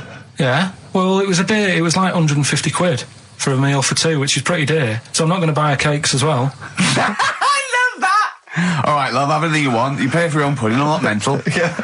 So you treated her to some other stuff. Yeah, some bits and bobs. What, so she chose them and you paid for them? What, the presents? Yeah. No, you chose them and she paid for them, but, you know, it's the thought that counts. I got them on the way home that Saturday. Well done. And what did you buy? Shops. Well, just some bits. It might be personal, Steve. Well, I don't care. Just some bits. Yeah, just but bits and pieces. leave out the personal bits. What bits? Just little things. And then yesterday, right? A monkey wrench and a new washer for the shower. Yeah. Some recordable CDs that you need for your job. Oh, dear. Now, when you gave those presents to her, did her face light up? Right. I don't want to tell you what they were, right? But she wasn't that impressed.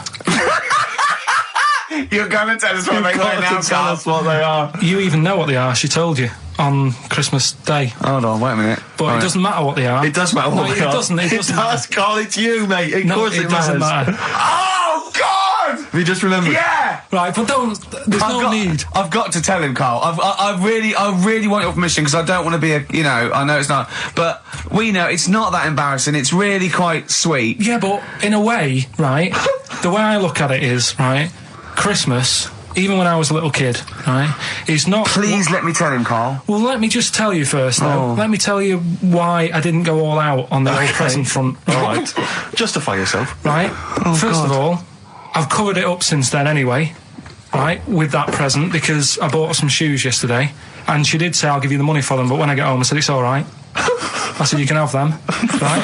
So not only did I buy her some food on Christmas Day, I got her shoes. She's probably had a And they feel like a horse. Yeah. It's not like, yeah, there you go, there's your shoes, there's your food, right, bed down, see you later. Yeah, but what I'm saying is she's done... fed and clothed Yeah, her. did you comb her hair? She's done well this year, right?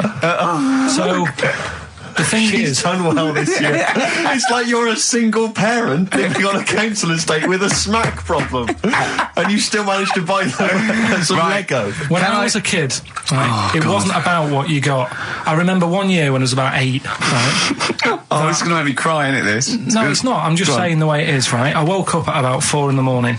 And I was like, oh, what have I got? And I couldn't sleep. I was that on edge. It's the excitement of Christmas, isn't it? It's like, oh, what's wrapped up? I need to know. Sure. Yeah. And it's the fact that people are saying, no, you won't know until tomorrow. Yes. Sure. That annoys you and winds you up. Okay. So I got up at 4 in the morning, opened my presents, and then went, right, I know now, went back to bed, had a great sleep. Yes. Right? So it's nothing to do with the excitement of what you get. It's the excitement of not knowing what you've got. And then what happened when you got up to go down with the presents? What you're saying to me is that you could wrap up a brick because the thrill of Christmas is in hoping and being excited about what it is, not the actual gift itself. Yeah. Is that what you did? Did she get a brick? No, let me tell you now what he got. He got her a present, right? And she said, she came. I said, yeah, he got me. It was an industrial-sized packet of condoms. It was a joke gift. No, it wasn't a joke. gift. It wasn't even a joke. I went home that Saturday after here, past Boots, thought, might have something in here. They were on, like, some value. Right, you passed the Were makeup. they used? Right, but anyway. The makeup, you passed all the other... Past the makeup, stuff. past the lovely vanity cases. Yeah. The foot spas. Exactly. Yeah. Oh, hold on. How much are these, love, for 100? Yeah. $4.99. Yeah. Do I get them reduced if I buy in bulk? So how many did you buy? What was it? I don't know, probably about 100.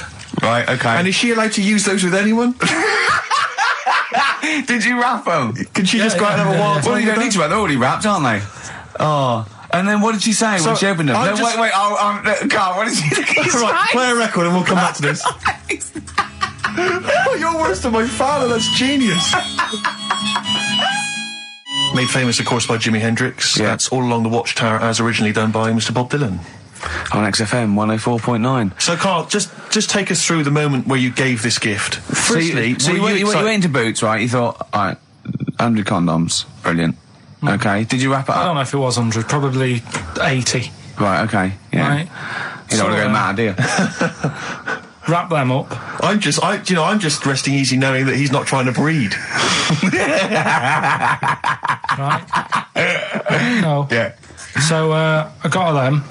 I got her Grease on DVD, because she's always watching that. Yeah. Right? Yeah. So just think of when her mum said, what did Carl get you? Some condoms and grease. I was going to say, I'm glad he said on DVD. And, she was surprised anyway, right? Because I bet she was. no, when she got she was thinking like jewellery. no, right? That showed her. That surprised you, hasn't it? All right. So hang on, wait a minute. You thought it was a holiday, didn't you? Yeah. Look at your face. You don't know me at all. So hang on. So did you give these on Christmas Day? Right. What happened is, Have you ever read the White Van Man column in The Sun, Carl? I've seen it. Are you familiar with this? This is where every day in The Sun they interview a guy who drives a white van, just, in order to get the kind of voice of the man on the street in the paper. And he has to answer, or just give his opinions, really, on events that have made the news each week. There have been huge rises in street crime, especially muggings and carjackings. What's your view there? more youth clubs are needed, aren't there? You think more youth clubs? I like that. No? Okay. No, I like that because it's so 1950s. Yeah, it's sort of like you want a Bobby on the beat that'll clip you around the ear. So once they've come out of national service... Yeah. No, I love that. And if you find someone smoking a wood bomb, you make them smoke 50. Yeah, exactly. Oh, this is great. That is great. Did you used to go to youth clubs? Yeah. And they kept you out of trouble? You used to get into a fight afterwards when you came out. But for the sort of hour and a half you were there? You had a bit of pool and some boxing and a bit of pop.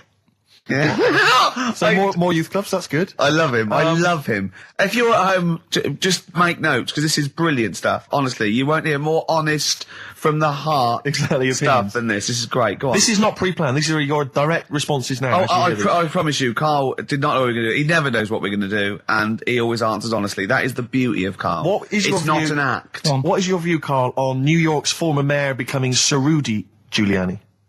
Sir Rudy Giuliani. Is he happy with it? He appears to be pleased with it. Let it go ahead. Fair enough. Okay. Go ahead. Oh, he's genius. Okay. Is he happy with it? He's like your nan. Yeah. What do you make of a cat that's been cloned in a secret 2.5 million research project? To find out what? If they can clone it? cats, yeah. Have they had to hurt it? Sorry? Have they had to sort of hurt it to do that? Have they had to hurt it? Yeah, or is it just scraping its tongue for some stuff? I think the cat's fine. The point is that they're cloning another creature, which is potentially very dangerous. Have you seen that film where they bring Hitler back? That cat. What if that cat turned out to be a world dictator? Exactly. What do you reckon of cloning generally, Carl? You concerned about it? Well, I think they're cloning for organs. They grow them for the, Do you know what cloning means? Yeah, it's when you, make something else that's the same, isn't it? Right. Yeah, I mean, it's not going to do any harm. Okay. And finally... When you on the World Council. Yeah. Finally, what do you make of some city workers who were caught bonking in the glass lifts of the Lloyd's building? What do I make of it? Yeah. Is that a problem for you? Do you think that's unprofessional? Was it the lunch break or... I think it was lunch break. With their own... All right. It's their own time. I think fair enough. It only takes 45 seconds to go from the bottom to the top. Is that a problem? They moved quickly. They acted, on instinct. You think fair enough? If that's their natural instincts and they're both consenting, you think fine? Yeah. Okay. Yeah. Thanks very much, Carl. Thanks very much, Carl. Carl, we'll have more of Carl's world-weary opinions next time on the show. Yeah. Now it's time for White Van Man. White Van Man. Yes, for those that don't buy The Sun, they think it's beneath them. White Van Man is a column they have, I think, every day, actually, and they just get sort of some, Joe Public to kind of comment on the week's news. Just seemed to me, that it might be interesting to get Carl's views on some of the big events. Not because we think that Carl hasn't got a valid sort of viewpoint, No. Because Karl sees the world differently to some people, that's all, and that's what's interesting. You know, like an artist does, or a... Exactly, yeah. He's very bohemian in his outlook. Yeah. Do you feel that you're up to scratch on this week's news? I don't like this bit. Do you? No, just relax. Why not? It's pressure. No, because you just have to give us your first opinions. For your honest answer, that's all we've ever asked of you, Karl, and it's all you've ever given us. Your honest, your first from the heart view, yeah? Don't worry, just relax. Just chill in. Are you worried that people are listening and thinking you're an idiot? If my girlfriend's listening now, go and have a wash or something. Go and have a wash. Not very nice, is it? Is it the opposite of Napoleon and Josephine? Yeah, go on. If you're going to visit me again, Josephine, for Christ's sake, wash. Well, I'll ease you in with something fairly easy, a music-based question. Kylie Minogue versus Dido as Queen of the Brits. What's your view there? Go and have a wash. It doesn't really matter, does it? It doesn't really matter. What doesn't really matter? With the Brits. I was watching it the other night, and I think Kylie will be a good-looking old woman. Okay. Do you ever do that sort of I want to, Steve, I want to celebrate with you. Every time he opens his mouth, says something like that, I want us to open a bottle of champagne. I know what you mean. Do you know what I mean? It's sort of like we did that. Yes. No, do you ever do that, though? Look at people, and another person who springs to mind, Jenny Powell. I don't think she's that good-looking now. Who's Jenny Powell? Is she that girl that used to be the assistant on Wheel of Fortune? Yeah, I think she's a bit over the top for a young woman. But when she gets older, I think she'll be a bit of a stunner. Okay. So for you, Kylie, whereas you don't feel that about Dido, is that right? She's alright, she's normal. I prefer Kylie's sister to Kylie. She looks, I can imagine her being hard work to live with. And who, Kylie? Not being washing up and that. And right, sure. Being a bit fussy. Okay. And what do you make of taxes rising in the next budget to pay for NHS improvements? Well, my dad went to hospital to have an operation once. Yeah. So I feel like it's worth paying it, because I've got something. Because people might have to go to hospital. Yeah. Yeah. But it makes a change when it's someone in your family, doesn't it? Yeah. Because you sort of realise... Yeah, a change is as good as a rest. And the weird thing is, if it weren't for my dad, I wouldn't be here doing this show, because when he was in hospital... Well, no, I'll stop you there. Yeah. To be honest, that's all you need to know. You wouldn't be here, true, but no. But well, no, because this was after I was born. So I would be here. But for his more direct involvement was what? Yeah, because when my mum was seeing my dad in the hospital, I got a bit bored, went for a wander, found the hospital radio station... Yeah. And got a gig. Really? So in a real sense, if it wasn't for Karl's dad, Karl wouldn't be here. And did your dad, while he was listening to you, did he, sort of tap the nurse and go, can you get that twat off the air? Who's put him in that? Yeah. Oh, go on. Okay, what do you make of the real-life Mowgli who's surviving in a Transylvanian countryside? Apparently, I don't know much about this story. I don't know. You know Mowgli, he's the guy from the Jungle Book. Yeah. The little kid that grew up with bears and animals and stuff. Apparently there's a real-life one in Transylvania. What were the things in Gremlins? What were the what? In Gremlins they were... Wait. Okay, this is an example. This is what your girlfriend said. Think. What were the things in Gremlins called? I can't remember. Really... It's something like that, isn't it? No, wait. Just really think now, Karl. Just with everything with all the brain power you've ever used, think what the things in Gremlins were called. It's not there. There's a clue here. Oh, no. Yeah. They're not. What? Gremlins. Yeah. Play a record, Karl. What about the fact that the world's tallest man is living in a semi in Neasden? It's alright, isn't it? Something that someone told me in the week is that, do you know all these tall people like this guy? Yeah. It's just a bit weird they've only just found him, considering he's the tallest man. I think that's a bit weird. Yeah. Someone told me that, do you know the guy who was in James Bond, the big bloke? Yes. Jaws. He's got the same illness as this bloke. Right. And what it is... It's called tall. It's something about... You're suffering from tall. You've got a small tumour or something just behind this part of your head. Yes. Oh, yeah. Just sort of in the middle of your eyes. Yeah. And the pressure on that makes you grow really tall or something. Yeah. So he needs to get it sorted. That's your advice to him. Get it sorted. Well, I think we should have a white van man session. Oh, white van man. I think people tune in for the white van man session. Yeah, people who haven't tuned in, they don't know. If people aren't familiar with this, The Sun runs a column every day which is asking some punter from the street their views on the week's big events, and we just thought, why not hijack that idea but apply it to Karl Pilkington. Karl? I haven't seen much news again this week. You've not seen much news? Don't worry, I'm sure you have an opinion on it. Just give us it from your heart. So Gladiator. Okay, so, well, on the subject of Gladiator, what do you make of Russell Crowe's appalling behaviour at the BAFTAs? This is, I heard a bit about this. This is, when he got some director or something, because... Director or producer and threatened him, because they cut his bit, didn't they? They cut a poem that he'd done during the acceptance speech. I watched it on Sunday night. Sure. I didn't realise it wasn't live, to be honest. Yeah. But I quite liked the way it was to the point and didn't mess about. He went up, he said thanks. So you're saying that he shouldn't have beaten up the director? Is that what you're basically saying? It's a bit over the top. You thought I mean, if you didn't have time, if you really, I mean, what's the poem got to do with the film anyway? He was an awards. So do you think it's ever justified to beat up a TV director if you're a major Hollywood star? Depends what he's done, but I mean... Right, what would he have to have done, Karl, for it to be fine for him to then beat him up? The thing is, right, forget all the beating up. At the end of the day, it was a awards thing for a film. The poem had nothing to do with the film. Yeah. So go up, collect your award for that thing. And if you really, really wanted people to hear about this poem, he could have photocopied it and left it at the entrance and said, on your way out, this is a really nice poem, pick one up. No, but the thing is, he knew it was televised, so he knew by saying that poem once, he was reaching 5 billion people. That's a lot of photocopies. Do you see what I'm saying? I'm not saying he was justified. It wasn't a poem award. If it was an award show for poems, you'd say you can't cut it out. It'd be like doing the top 40 and then going, number one's good, but we haven't got time for it. But it's a films thing. Okay. And he went up and he got the award for the film. Which film was it for? I don't know, but when I wanted to give you results, I said, let's give Karl his results. Steve went, no, we should introduce people to Karl again, just remind people what Karl's like. And he's so right.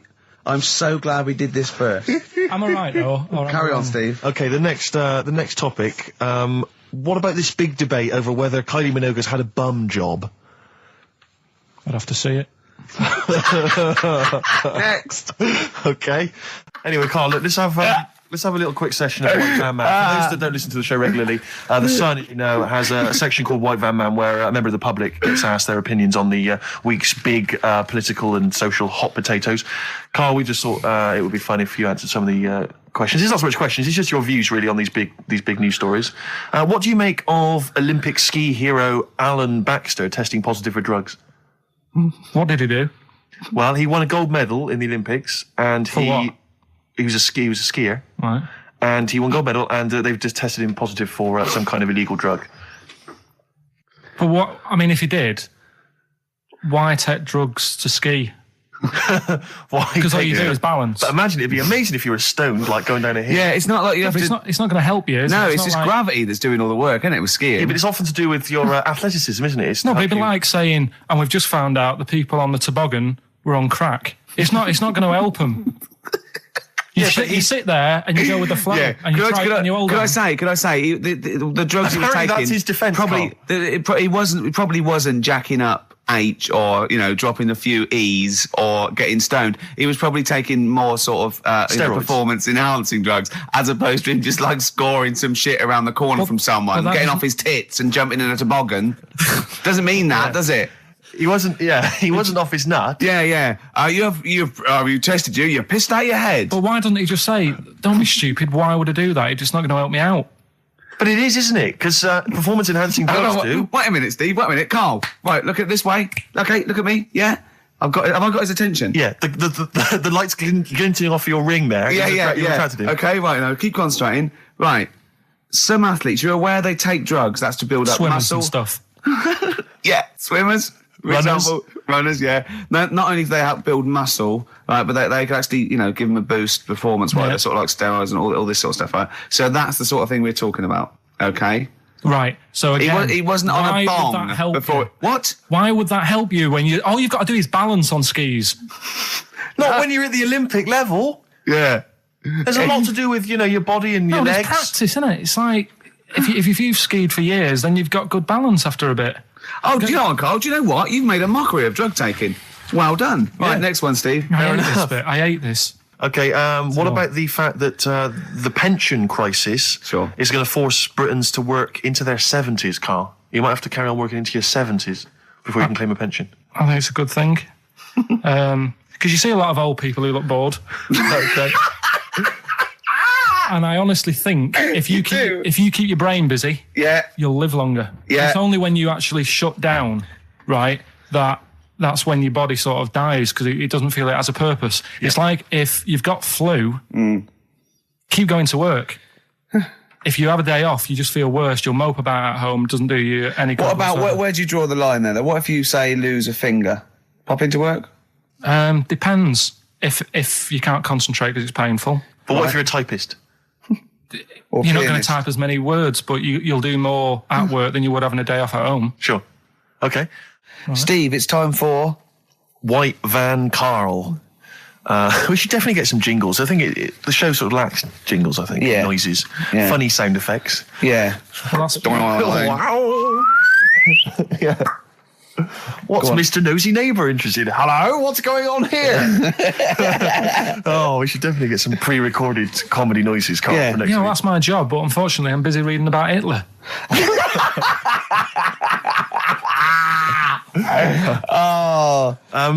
For those that don't know and aren't familiar with this feature, basically The Sun runs a White Van Man column where it asks just people who, every men and women, their views on news stories from the week, and we decided we'd just ask Carl his opinion on some of the same issues.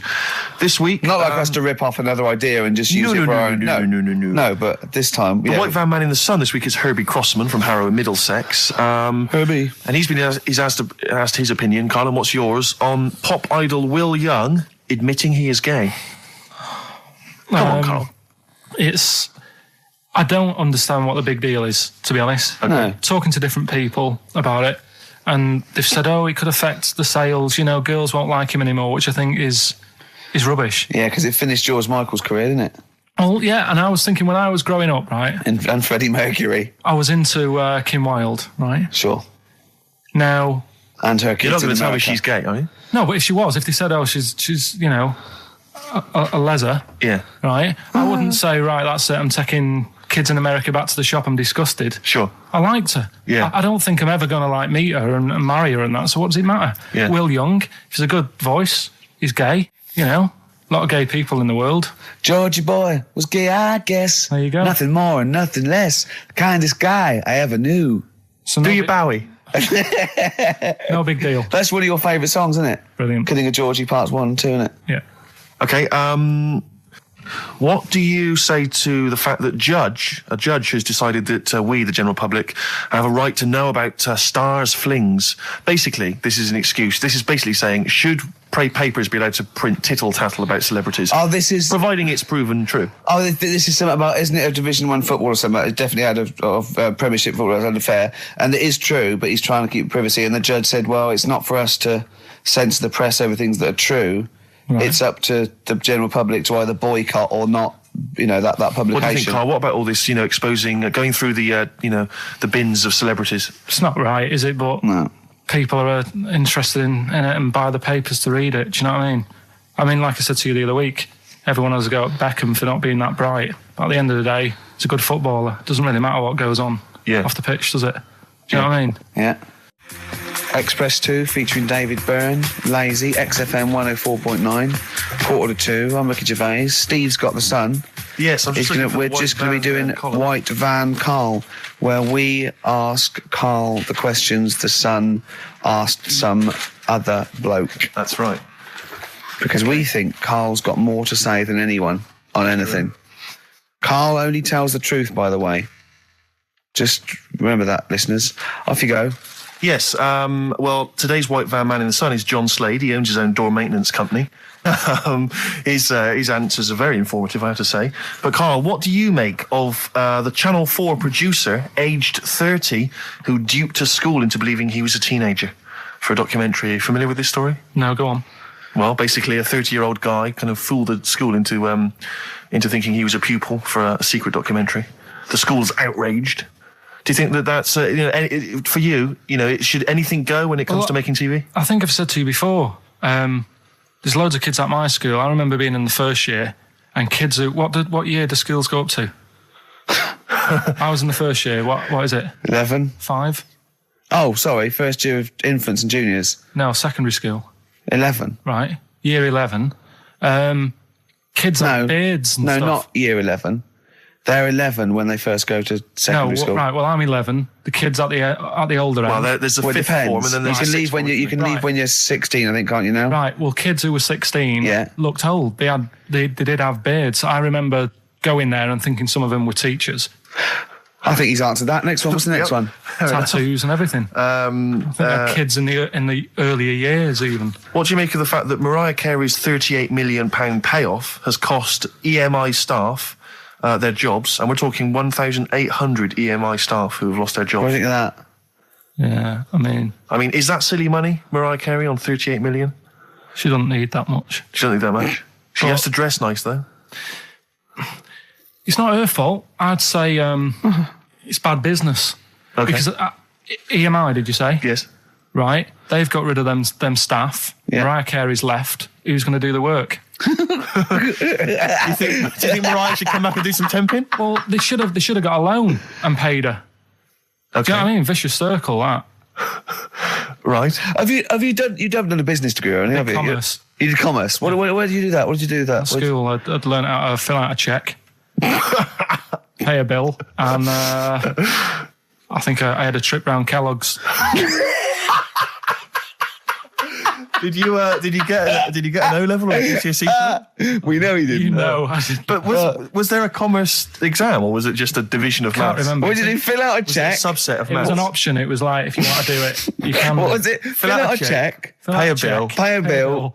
Have a visit round Kellogg's. Round Kellogg's, and I saw my sister's boyfriend there at the time. He sorted me out with some variety packs. Really? What was in them? Rice Krispies and good stuff. Cocoa Pops. Space Dust or whatever it is. Space Dust. So sorry, that wasn't Ken Dodd, no. No. That was someone else, was it? That was an aunt. That wasn't Special K. Oh dear. What about this then? Home Secretary David Blunkett admits that muggers rule some streets. Weird this, because when I was out with you, I don't believe it's going to be weird. Whatever you say, Carl. No, when we were in that pub that night and we got talking about muggers and that, the tip is what I tend to do, because I nearly got mugged once. Act mental. You what? You nearly got mugged once? I nearly got mugged. Yeah. But I tried this technique of acting a bit mental. Right, and how did you act mental? Well, this guy wanted me trainers. And I was in Piccadilly Gardens in Manchester. It was quite late one night. Mm-hmm. And he come up, he said, I want them trainers. I said, you want them? I said, I worked hard for these. He said, how dare you come to me asking? And I got a bit livid. And he looked at me like, oh my God, he's got a right one here. And he left me. Were you acting mental or were you just mental? No, I put it on a bit. Were you not petrified though? Well, you don't think about it, do you, when you're sort of in the eyes of danger? Well, not you. Clearly, you're a brave man. So, what did you say? I just went a bit mad. I just kind of, because he said he wanted the trainers and they were dear ones at the time, and I just said, no, you're not having these. So I've crafted you. I said I wanted these trainers. Yeah. And went on to tell him how I work at printers and I don't enjoy it, and I put in all these hours and that, and I have to cycle home for about 5 miles. And did he give you his trainers? Yeah. Did he have a knife? I just left. No, it didn't get that. Didn't get that violent. Well, that's very brave of you, Carl. Yeah, it's that's good. Good advice, though. Just act mental. See, what's it? Should have tried it the other night. Oh, Liza Minnelli. Yeah. Well, she says, I've worked hard for these diamonds. Yeah. Not easy being the daughter of Judy Garland. You don't know what it's like. You know a lot about paying bills and writing out checks. Yeah. Tell us about Kellogg's. What was it like? What was in the factory? Was it just like squashing bits of corn? Pretty boring, really. Just loads of conveyor belts, boxes of cornflakes everywhere. Just what you imagine. Yeah. So is it more, this is where you might be working? This is where you're likely to work? Possibly. If you leave there was school. 2 trips. There was that and the trip to Manchester Evening News. Okay. And I left that early because I had a job in Cordon Bleu. In Kellogg's? Cordon Bleu, what's that? It's like a supermarket. Yeah? And I had to leave the trip early, and the teacher went mad saying they'd thought I'd got lost on the, in the building and stuff. What, you didn't tell anyone? No, because it was like day 2 of working in this supermarket, and I couldn't be late. I thought by the time I explain where I've got to go and everything, I'll be even later. Sure. So I just left, and then apparently they were searching the building and everything for me. Stuck in a printer. Don't know. Stuck in a printer? I don't know. What was the printer's name? You worked at a supermarket called Cordon Bleu. Yeah. Cordon Bleu. Brilliant. That's great, isn't it? It's rubbish. Oh. Got sacked. What did you get sacked for? Messing about in a back in the car park round the back. Yeah. Right, there was a grid, and all the concrete had gone funny. So when it rains, you got like a big lake. Oh yeah. Right. And I got in. Do you know those big metal trolleys you get to like put all the food in while? Oh yeah. And I got in one of them and pushed myself out into this lake of cement. No, water. Full of water. It'd been raining. Right. And I got stuck in the middle, right? And the boss was like, "Where's Karl? He's meant to be doing, facing up the beans." And I was like, "You were stranded in a lake." So someone said, "Oh, I saw him messing about out the back." He came out and saw me stuck in the middle of this lake in a trolley, and he said, "Get back in." I said, "Would you say no? I'm filming sharks." I said, "It's too deep. I can't get out. You'll have to pass me something." And he said, "I'm not passing you nothing." He said, "You can get out of there and walk through it." I said, "I'm not. I've got my trainers on, probably the same ones." Yeah, you've risked your life for them. Yeah. I said, "I'm not getting these wet." He said, "What are you going to do?" I said, "I'm going to wait for the water to go down the grid." He said, "The grid's blocked. Now get out or you're sacked." I said, "Well, I'm not getting out." He said, "Right, you're sacked." Right, well, it's time for White Van Man, which is where we ask Karl the questions that the Sun asks someone else. Exactly. It's an article in there where they ask them, typical man on the street, the big questions of the day, gives them their platform to the nation, and we think this is just too good to let out because we only care about one person's opinion in the country now. That's true enough. He's the K-man, and there he is. There he is. Right. What do you make of New York's ex-police chief saying we need more bobbies on the beat? He's come over here. He's the guy that sorted out crime in New York City. He's come over here. He said, "You're going all over the place here. You need more bobbies on the beat, more policemen, more a visible police presence." There was something last week about some copper in London who was sat on a bench, and he was asleep or something. Yeah. And people were like outraged because like he should be looking after England's people, not nodding off on a park bench. Which is a bit daft because they were shouting he should be looking after England's people. Was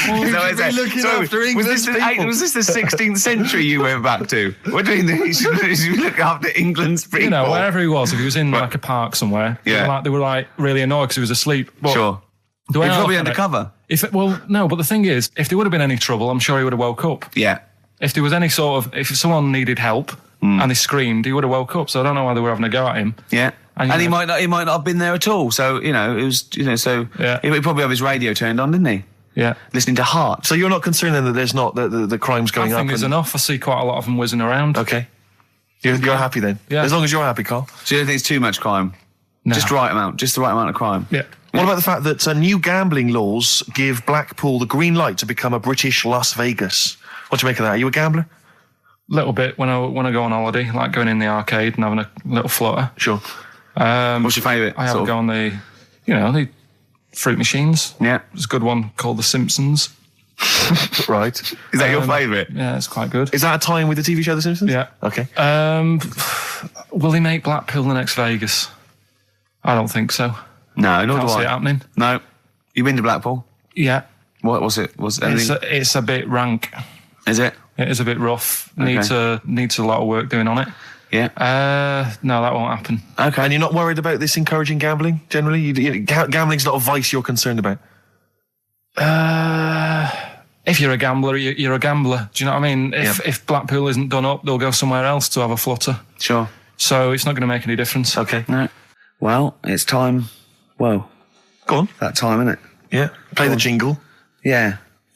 White Van Man, Karl. Brilliant. Recorded at great expense, that jingle. Yeah. This is where we just hijack an idea from The Sun, which is White Van Man, where The Sun asks, in this instance, a cabbie by the look of it. Oh, no, a fruit and veg shop owner. Ours is slightly different because The Sun sort of like pick on a perfectly normal member of the public. Exactly. So that's where we've got the upper hand. Yeah. And they ask him about the the hot potatoes. This week, Karl, my first question to you, your thoughts, please, on the criticism of the BBC over their coverage of the Queen Mum's death. What do you make of this? You're aware of all the criticism that Peter Sissons asked some probing questions? No, I thought it was wore a burgundy tie. I thought that's it. Yeah, he just had it didn't show respect. He just had a burgundy tie on. See that? that's not really not showing respect, is it? No, it's not. You know, you show your respect by sort of doing the news on it, giving her a bit of coverage and showing, you know, what a good woman she was or whatever. Yeah. And then you move on to sport news or whatever. Do you know what I mean? Yeah. I totally agree. I don't like the way everything's morbid. I was thinking about it. It's like, you know, the way in birthday cards and that, people always put funny things in them.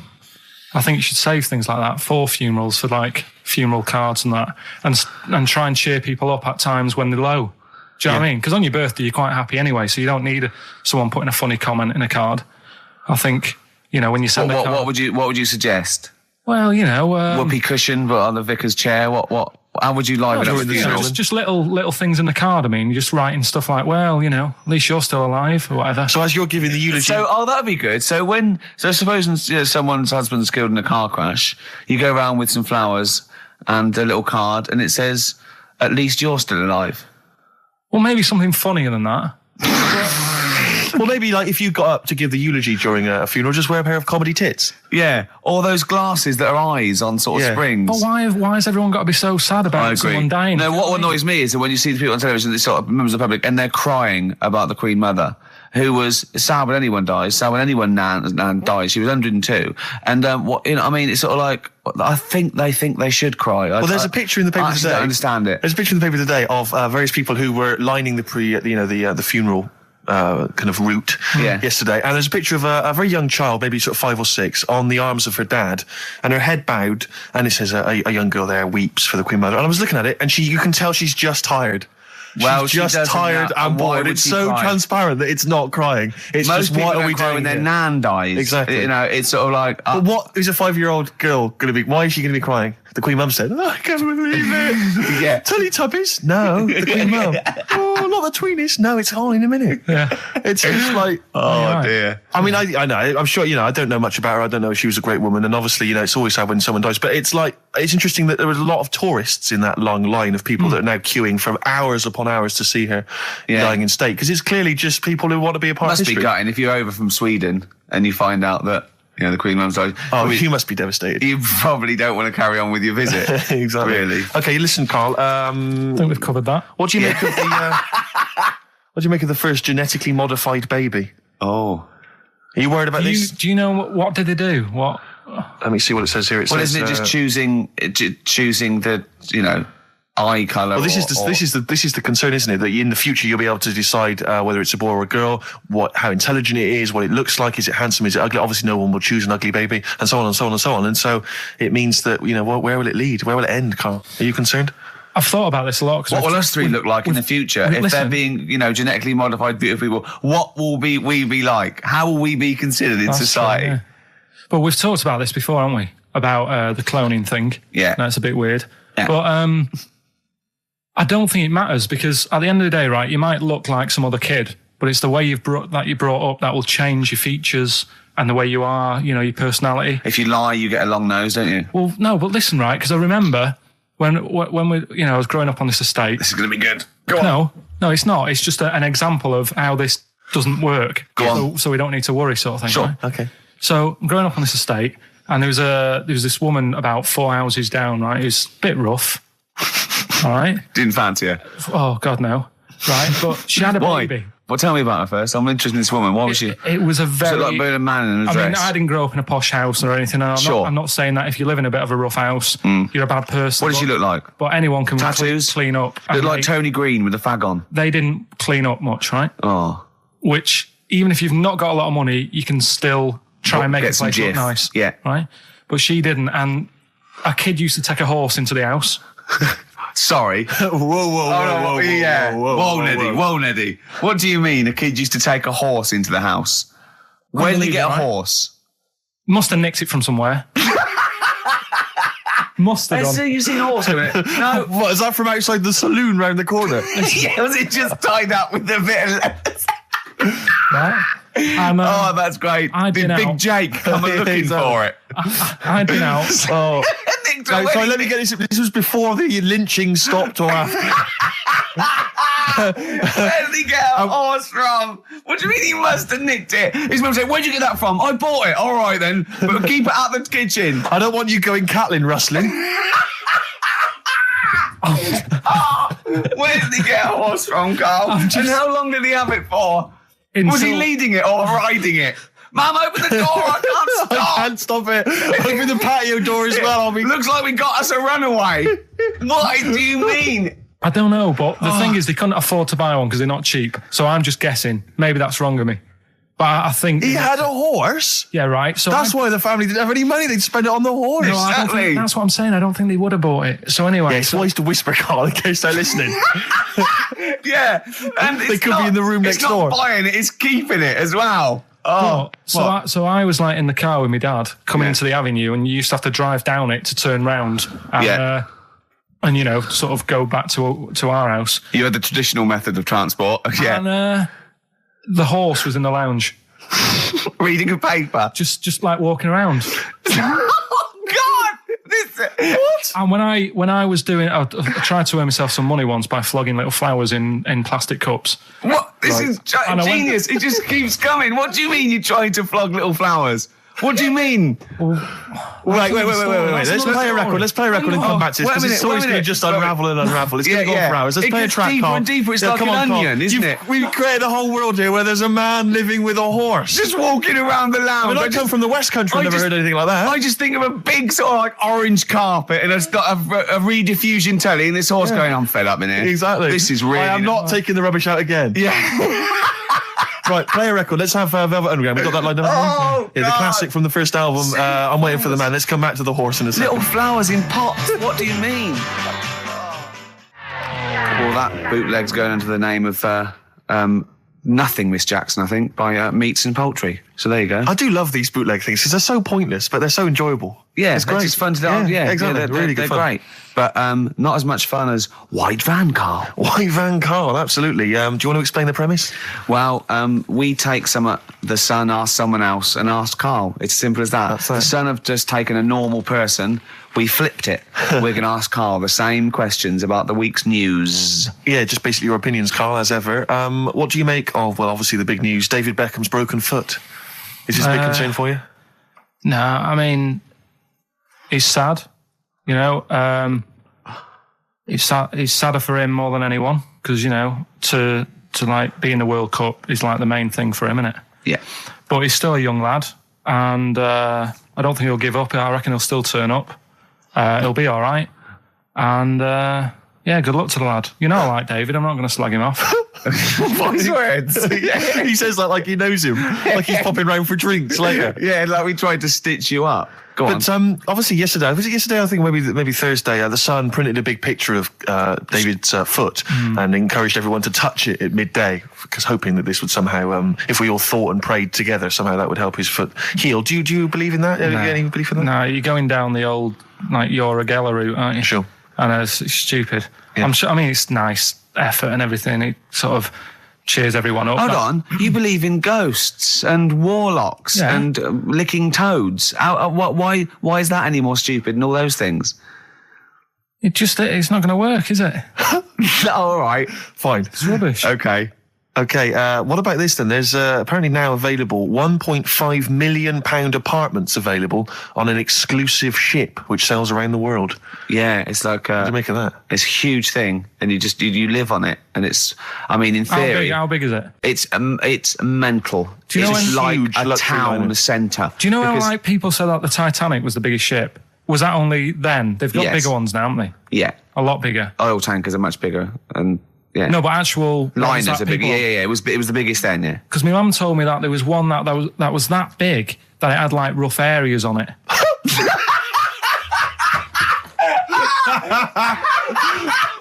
Oh God! Don't go starboard. Oh God! No, but do you know what I mean? Right. It was like we're thinking of moving. We're seeing the captain. We're thinking of moving to a nicer area. Oh yeah. I've heard they're very rough in aft. Oh God! Oh, that's they steal your tires. A ship's so big that was rough areas. Oh, how big is this one that you're talking about? Well, I don't know. It doesn't give me the specifications here, but they're huge. They're huge. In theory, I mean, it's that thing with it's obviously marketing, but they're going to solve the overpopulation crisis, where soon we'll all just be floating around the sea. Yeah, I can see that. The Shining on XFM 104.9. We're doing White Van Karl. Got another one there? Well, it's just your thoughts really on the Queen Mum's very British send-off that she was given this week. Yeah. What do you make of all those people queuing up to see her? Did you think that was incredible? Right. Well, what we said last week, there was I don't quite understand why there was so many people there who were like getting really upset. Do you know what I mean? Really upset, crying and stuff. And, you can lose someone who's like related to you, and you don't cry like that. You sort of sit there and you think back to what you did with them and stuff, and then that's it. But the queue thing, wasn't it like miles long and stuff? Yeah. It was, yeah. Right, I was sat watching this with Sue. 12 hours queuing. Yeah. It never got to 12 hours. It did, but that was the estimated time. No, but how long is a queue when they're just like, walking along? Think how far you can sort of like, stagger in 12 hours. Incredible. It's been ridiculous. Yeah. But again, if they want to do that, it's their time and that, isn't it? And it was at the weekend, so they could have, it's not as if they got out of work to do it. No. You know what I mean? They used their own time, so good on them. But I thought, right, what they could have done, remember when I studied Che Guevara? Yep. Yeah. Right? And don't be offended by this, it's just an idea, because they did it with Che Guevara. Remember when they cut him up? Yes, they cut him up, yeah. What was the reason for cutting him up? Well, they cut up Che in order to try and... you told us that they were going to send bits of his body to Fidel Castro and various other people, wasn't that right? As a warning, wasn't it, though, to all the people, like one to... Yeah, my understanding was that they cut him up in order to... so they could bury him in different places, so that there'd be one shrine. There'd be not one place that you could go to in order to sort of make him into a martyr. A little bit like that. I've like I can vaguely see where this is going. 6 queues, and it's like, number 1, you can, go and pay respect to her head, or whatever. Oh, God. No, but I just was thinking the way of speeding it up. I'm not having a go, because they haven't done it, so it doesn't matter. God. But they did it with Che Guevara. Yeah. Everybody would have felt like they've got close to her. And it would have speeded it up. No, I mean, I can understand. Can I just say that genuinely, Karl is not being disrespectful here. This is his best idea to cut down the queues. So don't phone in. He's not suggesting we should have done this. He genuinely is. But I mean, he's not doing it to be nasty or wacky or he thinks this is a good idea. So can I just throw a thought at Che Guevara, who was like a powerful man, he did a lot for the world and what have you. Yeah. And are you aware that I feel slightly responsible for this, because have you heard of the quote, a little knowledge is a dangerous thing? Yeah. Okay. Steve, next one. No, just a very quick question. I can understand those that have queued for 12 hours to see the head. I'd be a little bit annoyed if I got there to find a toe. I'll tell you what, though. I'll tell you what they could do without chopping her up. They could put about 9 queues. Each could see each hip she had. That's true enough. Because she's done about 9 of them. Yeah. So it'd just be, if you want to see the whole body, it's a 12-hour queue. If you just want to see a couple of the hips. Here's another suggestion for you, I've just thought, right? What? Instead of everyone queuing to see her, why not put her on a trolley and wheel her past everyone else? Running. So you could have some students on Rag Week that can combine it, like when they're always pushing a bed. They could just run it along the queue. No, that'd be fantastic. That'd be disrespectful. Right, as opposed to the chopping up. So sure. No, right. But just an idea. Just I apologise now. Anyone's offended. Anyone offended, I'm sorry. But, yeah. Okay, we just do White Van Karl then. This is your opinions. You can't be wrong on this, can you? There's no right or wrong answer here. Okay. Right. But so this is where we ask Karl his views on the big news stories of the week. Basically, we've stolen an idea from the Sun newspaper, and so this isn't cruel, this programme, is it? Oh, I don't think so. Picking on me. It's not, is it? It's weird because a few people have said, "Oh, you're picking on me." It depends how you look at things, isn't it? Yeah, but you do like it. We could look at it like it's a laugh, so it's not a problem for us. We like you. You're our favourite. Yeah. I'm going to say thing in the world, but I don't mean that. In a derogatory way. No, I'm cool with it. Yeah? Yeah. Right.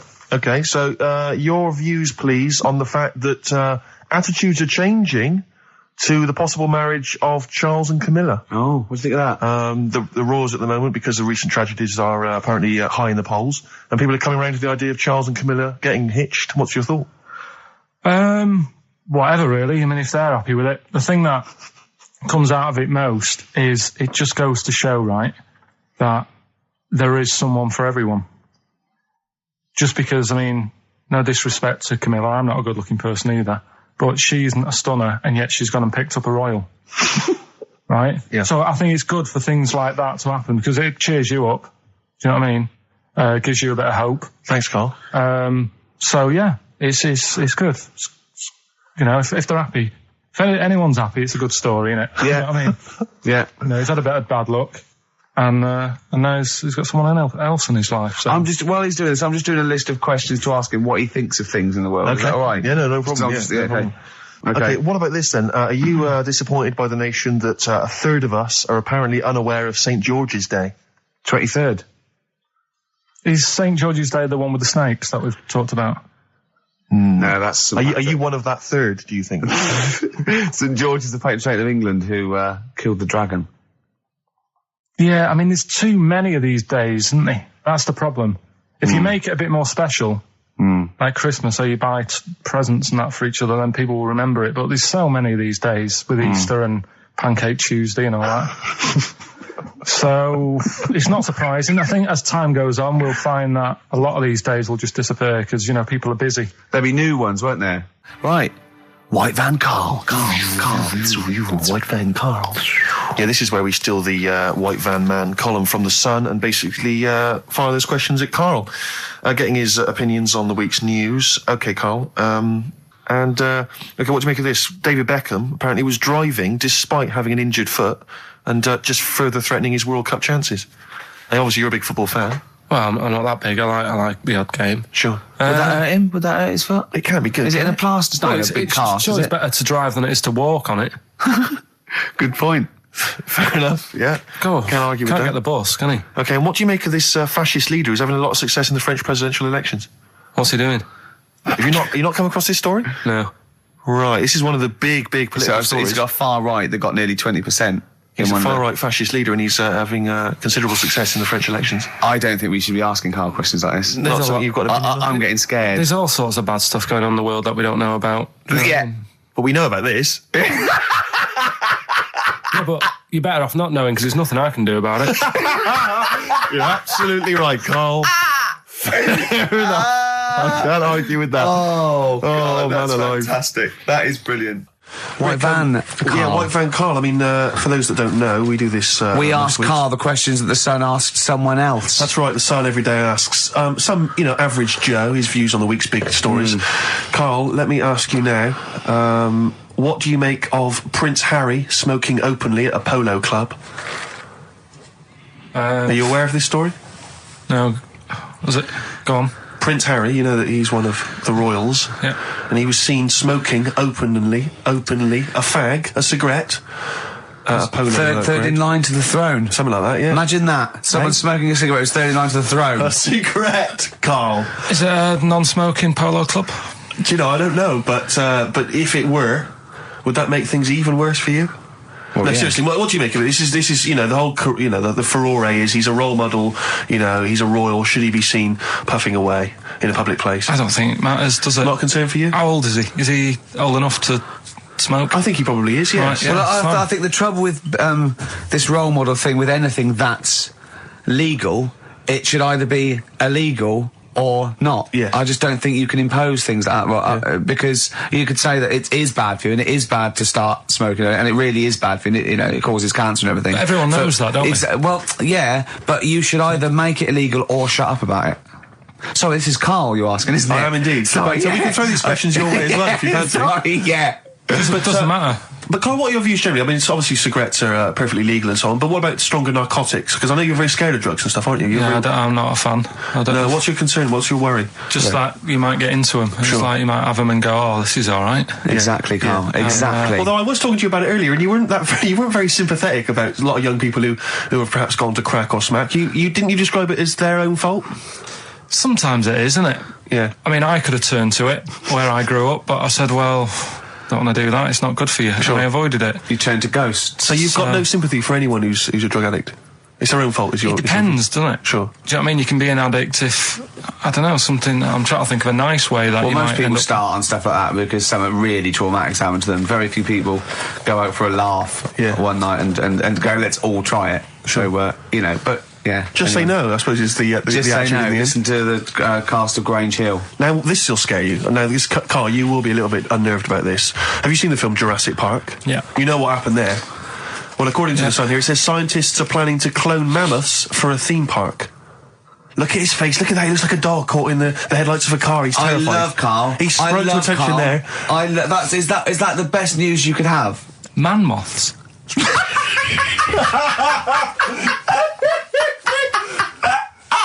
Right, Yeah, man moths. I Man love moths. the fact that that's why he was so excited that they bred a man moth. What is this? Yeah, it's a human being that hides in your wardrobe and eats an entire jacket in a day. Yeah. What do you mean, man moths? Mammoths. Mammoth, the big hairy Have you heard cow of a from the mammoth? Ice Age. I mean, elephant. You're not so excited about that, then? You can take or leave bringing back mammoths to life, but a man moth... A man moth is a different matter. Oh, if we'd have never brought that up, he'd have gone and told someone now. Yeah. You know, they've bred an half man, half moth. This is what we That's how mean. things start. This is what we mean when you hear these ghost Are you stories. slightly deaf? Is that it? When you hear these stories, you're slightly deaf. And his head was in the basket, and he went, count how many times I blink. Is it? Carl, is English your first language? Are you actually foreign? Is that the thing? Yeah. Should we speak when we say slower? foreign, we mean not of this planet. Yeah. Should we speak slower? Would that be a help to you? No, go on. Next What do you one. make of Do that? you think that's good? Seriously, Do you the think that's idea good of to bring bringing back mammoths? prehistoric animals. These giant elephants. They're slow, aren't they? It's not as if they're going to like get out and run fast and they can't capture them. They'd probably be a fence, to be honest, Carl. They'd probably be a fence. No, but I'm saying, but you're asking it as if like, oh, it could all go wrong, but it couldn't, could it? Well, Really? but the point was about Jurassic Park is they thought it wouldn't go wrong. They thought they had it all under Yeah, but control. that was and Have you learned dinosaurs. nothing from Jurassic Park, Carl? Dinosaurs would say, "Oh, think about it before you do it." But with a airy elephant, it's not going to. Not a concern for you. Would you go along to see him? Would you be interested in that? If it was in the area, He's great, isn't he? I'd love a queue, Nothing right? impresses No, him. but what I'd like to do is Carl sitting like Yoda in a little cave, and I'd just like to see people like Tony Blair and Stephen Hawking's in a queue, and they go and say, "Carl, got a bit of a problem." And thinking of cloning a man and a moth. Problem? Not an issue. No, if I'm in the area, I might cruise around and have a look at it. Otherwise, just don't send it near my clothes. Oh, that's fantastic. So it's just for a second. As the words "man moth" came into your head, how excited were you? I mean, were you both terrified and excited? Just for the moment when you thought that they'd cloned a man and a moth? I pictured What kind of face did he have? Did he have the moth's head or was it a man's head? just a little head, little man head. Right, what was his face? What did it look like? He just was like a bit shocked. Perplexed, yeah. So it was like he'd been grafted onto the body of a moth without his consent. And when he was asleep, Yeah, he'd woken up. he just went in to have a goiter removed, and they said, "We've He replaced woke your up with goiter with the body of a giant moth." Yeah. Is that all right, Mr. Jenkins? So he had the head of a little. Was it a little boy or a man? Little man, Right. Okay. and he's just bumping into a lamp. He's just bumping into a lamp. If you went into hospital and they'd done something, what's the worst thing they could do, right? What would you rather have done, right? You wake up and you've got lobster claws for hands. Right. You wake up and you've got duck's feet. Or you wake up and you've got one horn coming out of your head. The worst thing, Yeah. probably the horn coming out of my head. Why? Get in the way. That'd be useful, wouldn't it, in fights and stuff? And for like parties, people would play Well, I suppose quoits. the lobster claws would also be quite handy there. Definitely. Listen, we haven't done it for a while. White Van Man. I thought there's some interesting questions raised today, and I think it might be nice to just throw them Carl's I think we direction. set Carl up again in the last hour as a person that people want to know They wanna his know what he's opinions thinking. on the world. Well, if you're not familiar with it, on Saturdays, the Sun newspaper asks a typical white van driver questions his opinions on the week's news, and we thought we'd throw these in the direction of Carl. Good. And then, what do you make of this teenage thug, Carl, Mickey Carroll, who spent 4 months in jail and he's won 9.7 million on the lottery? Is that justice? When you think of all the good people that are going hungry, and there's a lad there and he's won. Did he buy the ticket before he 9.7? went in? No, I think he bought it once he'd come out. So he's done his time. He's done his time. Fair enough then. He's been punished. Yeah. Right. He's bought a ticket. He's had a lot of bad luck. Mm-hmm. No, he's having a bit of good luck. Quite right. Next one. Are you concerned that now he's got all that money, he could turn into like a sort of mastermind villain? You know, like a James Bond style villain? He's got a criminal streak, we know that. Is that a concern for you? Well, we imagine don't. that he could build some kind of underwater fortress. We don't. With my lawyer's hat on, we don't know that. Yeah, well. Well, he'd have to prove that he didn't have a criminal streak. I'd say you've been in jail for 4 months. Yeah. Sometimes people are bad because they haven't got any money, so he might be just an angel of gold now. Or whatever it is. It's a long time since we've had any white van, Carl. For those that don't remember this particular hot feature, we basically ask Carl some of the questions that are asked of a white van driver in the Sun. They always have this on Saturday afternoons. Anyway, here's the first one. They're not fascinating, Carl, but I'm just interested on your take, really. Yeah. What do you make of Cilla Black quitting Blind Date after her husband sent a message from beyond the grave? Are you familiar with this story? I didn't know that. What's that? She went to see a medium, and supposedly her husband passed on information through the medium, which was incredibly vague, but persuaded her to quit live on air. Well, it's about time, isn't it? If even dead people are saying, enough's enough. But I'll tell you what, though, talking about ghosts and that, do you know how I'm into them? Yeah. Right? How weird do you think this is, right? Well, it's not true. Before you say it, play a record. No, go on. Go on. Right, it's this woman. I don't even know if it's ghost, really. It's just a bit weird. Sure. Yeah, sure. There's this woman, and she's not a woman, she's a kid. Sure. Okay. Sure. She's walking down, like, a street in her area. It's a nice day and everything. Everything's normal. She's walking down, and a woman comes up, cycling past, right? The woman on the bike looks at the kid, absolutely terrified, right? Got a really scary face on her. Yeah. The kid's thinking, why is she doing that? Yeah. Right? So anyway, she thinks nothing of it, goes, I think she was playing in the park or whatever, goes and has a nice day. About 15 years later... Oh, right, yeah. She's, I don't know, I think she was going to work, right, on a bike. She was riding her own bike? Riding her own bike, cycling down the road. Oh, yeah. Looks at the kid. That's the thing that happened, like, 15, 20 years ago. Right. It's her on the bike looking at her as a kid. Right. Not another child. No. So it's her. She's seen herself. Carl? I mean, I don't know where to start. Firstly, where's this information come from? But I mean, why do you ever? I mean, I don't know what part of that you think can be true. I mean, honest, I'm speechless. I don't know what to say. What are you talking about? Bit weird, though, isn't it? But it's not true. It didn't happen. Nothing happened like that. She said it did. Well, she's wrong. She said she saw herself. She saw herself as a kid, didn't she? Did she carry on riding and as an adult when she was a kid. Did she stop and talk to herself, or did she ride on by and think, that's a bit weird, there's me as an 8-year-old. I won't stop, I'll be late for work. Yeah, if I'm late again, the boss said he'd be in trouble. Yeah. Well, and where is this information? Did it happen to someone you know? No. You overheard it on the bus? No, it was in the 14 Times. We've had a lot of emails saying, could you bring back White Van Carl? Oh, yeah. Which is that section of the show where we ask the questions that the Sun asks someone else, random punters of Carl. But sadly, recently, they've got very politicised and very kind of, basically a little bit depressing.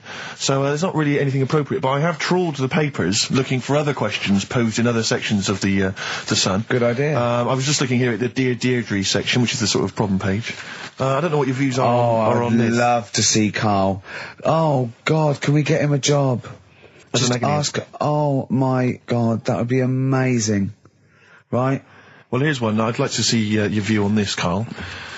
I'm a happily married 42-year-old woman with 4 kids, yet I've developed a huge crush on pop star Darius Dinesh. Yeah. It sent my hormone levels through the roof, and last night I woke my husband up at 4 a.m. for sex. We've been married for 20 years and he can't believe his luck. Recently I've been having I want to go to I'll stop you there. Why are you telling me? Right, carry on. Sorry. Recently, I've been having erotic thoughts about Darius morning, noon and night. Yeah. I haven't felt like this since I was a teenager and mad about Donny Osmond. My husband is amazed at the change in me. We had sex twice last night and again this morning. Again? Why are you telling me this? Yeah, go on. He's just boasting. This is not a problem. It's not a problem. What's the problem? No problem. Just wanted to tell someone. Thanks very much. I watched Darius on TV last night, and when my husband came home, I dragged him into the kitchen and we made mad, passionate love. Right, they did it then, twice last night, once this morning. That's 4 times. The 5 times she's mentioned it so far. Yeah. She's doing all right. My husband, this is a great bit. My husband thinks it might be his new moustache. Or that I'm going through the menopause, but I know You were thinking of growing a moustache? I was thinking of changing luck with the ladies? I love the idea. That's what he thinks it is. He's telling his mates in the pub. You should grow with these. The old Tom Selleck. 5 times in the last 24 hours. Hooray for sexy Darius. So, what do you make of that then? What are your views on that? Hold on though. If that bloke is reading that paper, that narrows it down It's a gotta bit. be, yeah. Who else did he know? His wife likes Darius. He's had sex 5 times that night, and he grew a new moustache. He's thinking, I wonder if that's me. Maureen. Yeah, go on. But what's your concern? Because I'll tell you what her problem is. She's worried that, the reason that she's now kind of overly excited and she's having this great sex with her husband is because she's actually fantasizing about someone completely different, younger. She's having these wayward thoughts, isn't she's a bit concerned about that? What's your concern? What are your thoughts? I reckon she's going to start shoplifting soon and coming out in hot flushes. Go on. Just, they're both happy, aren't they? He's getting what he wants. She's happy. I'd say, yeah, whatever, get on with it. Do you think that she should confess? She wants to be honest with him. I wouldn't, because not that many fellas like Darius. Right. So if you're sort of thinking, oh, she'd rather have him than me, I don't What do you think Darius would think of this? He'd probably be happy with that. I mean, What would you do if you got loads of phone calls, right, from women going, Karl, whenever you're on the radio, I just have to do it. I just have to do it. Your voice makes me... I'd say, right, well, it's all right. I'd be happy with that. Would you? Yeah. I mean, just in case anyone is doing that. What would you do to sort of like egg them on a little bit to help them out? What do you think? What sexy things would you say? What do you think is your quality? What do you think people would find, pretty horny about you? Is it your sort of mank wine, do you think, that? Well, there's the best band in Britain, in my opinion. Big words. The Darkness, Growing on Me, on XFM 104.9. I'm Ricky Gervais with me, Steve Merchant, and Karl Pilkington. Have you got the album? And already, they've had an argument. Yes. Well, I mean, I don't know whether we need to cheapen the show by discussing it, but I asked for a particular track. Karl is the producer, and he failed to get it for me. He's failed to bring it up from the record library. Completely failed in his mission. He needed to get 2 records, and he failed to get one of them. A 50% error rate there. Yeah, but like I said, I looked in the system, it told me what album it's on, I brought that album up. I'm busy. But, okay, so fine, you're absolutely fine then, that's no problem. Once again, that's a great excuse, Karl, brilliant.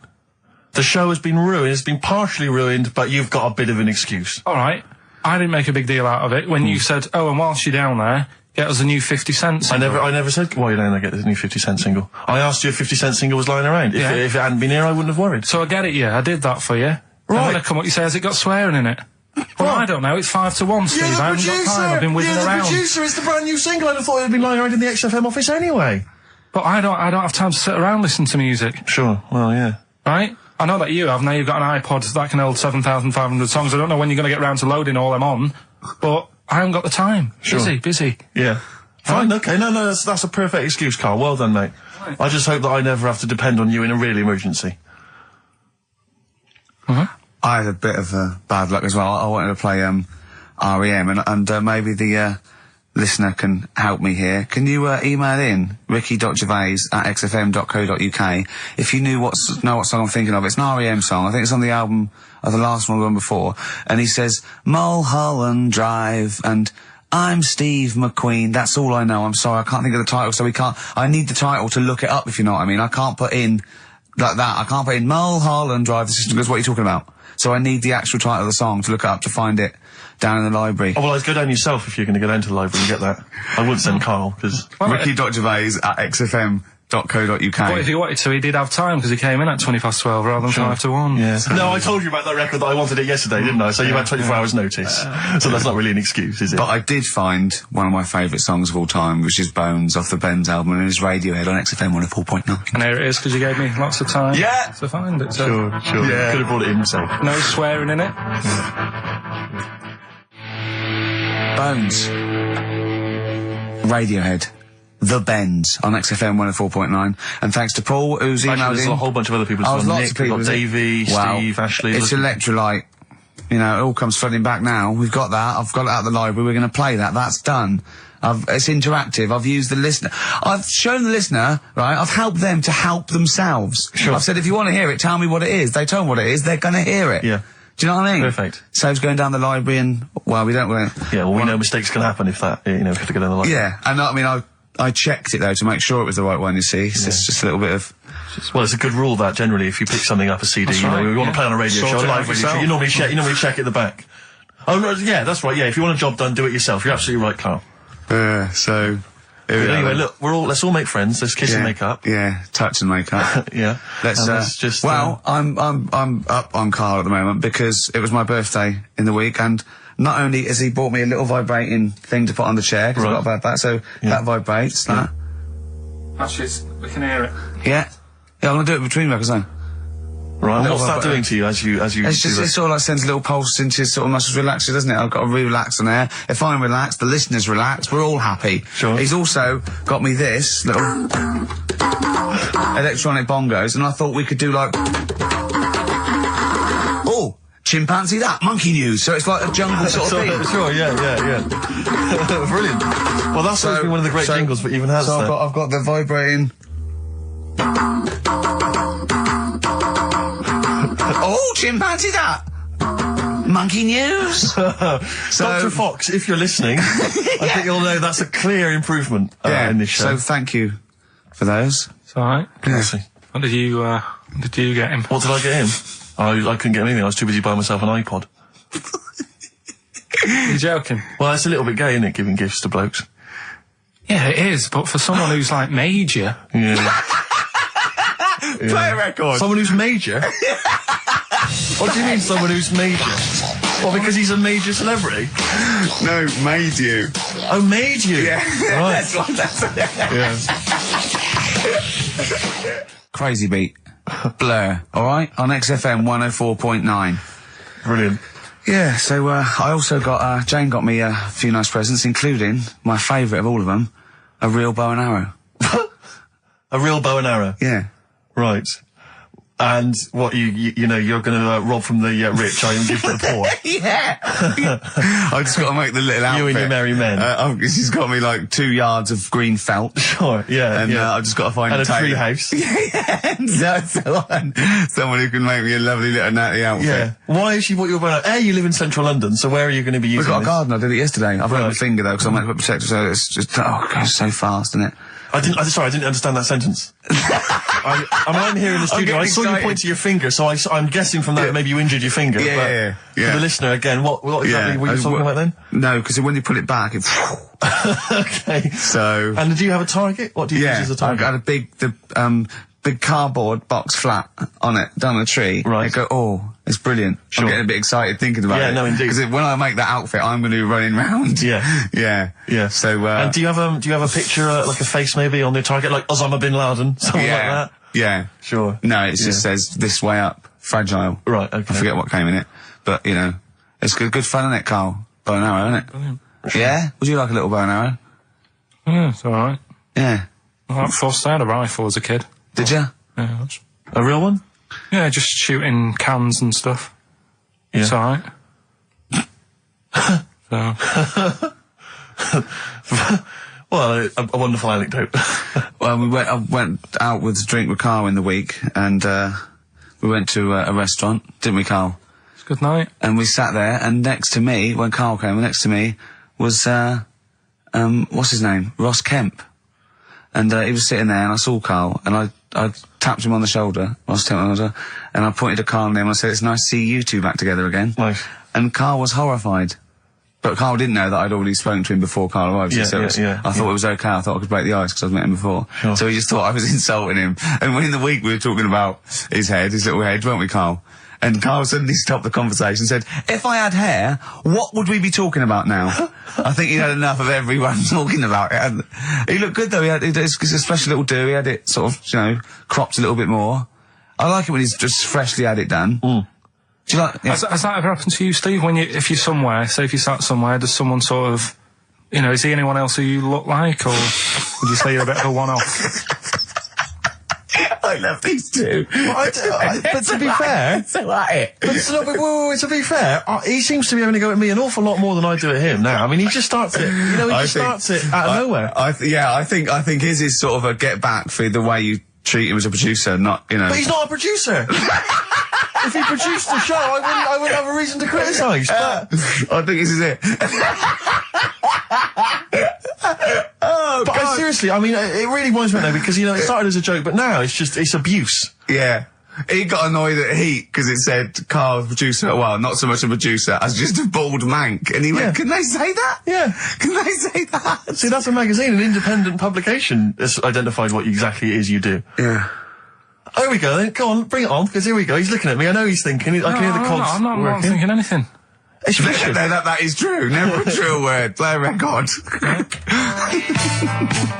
Now then, I heard this on VH1 in the week, and I have not been able to get it out of my head, and I really kind of want to get it in everyone else's mind now so they understand the pain I've been going through. Miss You by the Rolling Stones.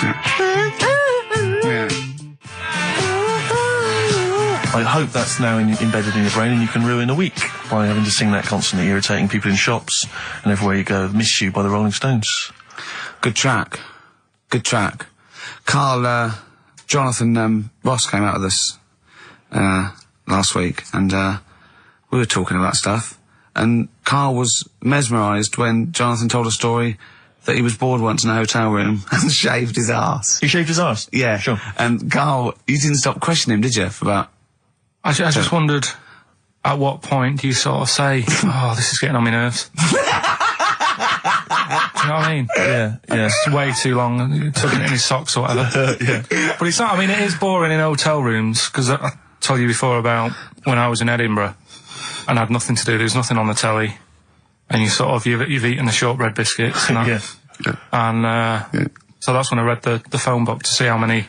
That's when you read the phone book? Well, to see how many Macs were in Scotland, Macintosh. Sure. Yeah. And there was 42 pages. Yeah. Jonathan, I don't know if he'd already done that. Yeah. And, he said he shaved his arse. Now, when we say he shaved his arse... Not his cheeks, Oh, all of it? Yeah, all of it. Did he say that? Well, I think that's... But other than the cheeks, there's not much left, But then we got to the fact that me and Jonathan, if we pulled our wealth, we could have shaved Karl's arse for £1,000. Right. And he said, yeah, for £1,000 you can shave my arse. Suzanne said, can I say this bit? Your girlfriend said what, Karl? She was annoyed. She says, well, I'm not allowed to go there. Why is anyone else? And of course the whole table stopped and leant in and said, what? She went, he doesn't like me touching him there. I went, what do you mean? This is too much information. It was too much information. I like the fact that you've had this conversation with her. I like the idea that she touched your arse once and you went, woo, hands off. Yeah. I love you, but keep your hands away from my arse. Do you know why he said he's talking about the most intimate part of the arse, the middle arse he's talking about, and he said, I said, why? He went, it's a bit gay, innit? I said, how can a girl touching it be a bit gay? If you stood behind it, it could be anyone, doesn't it?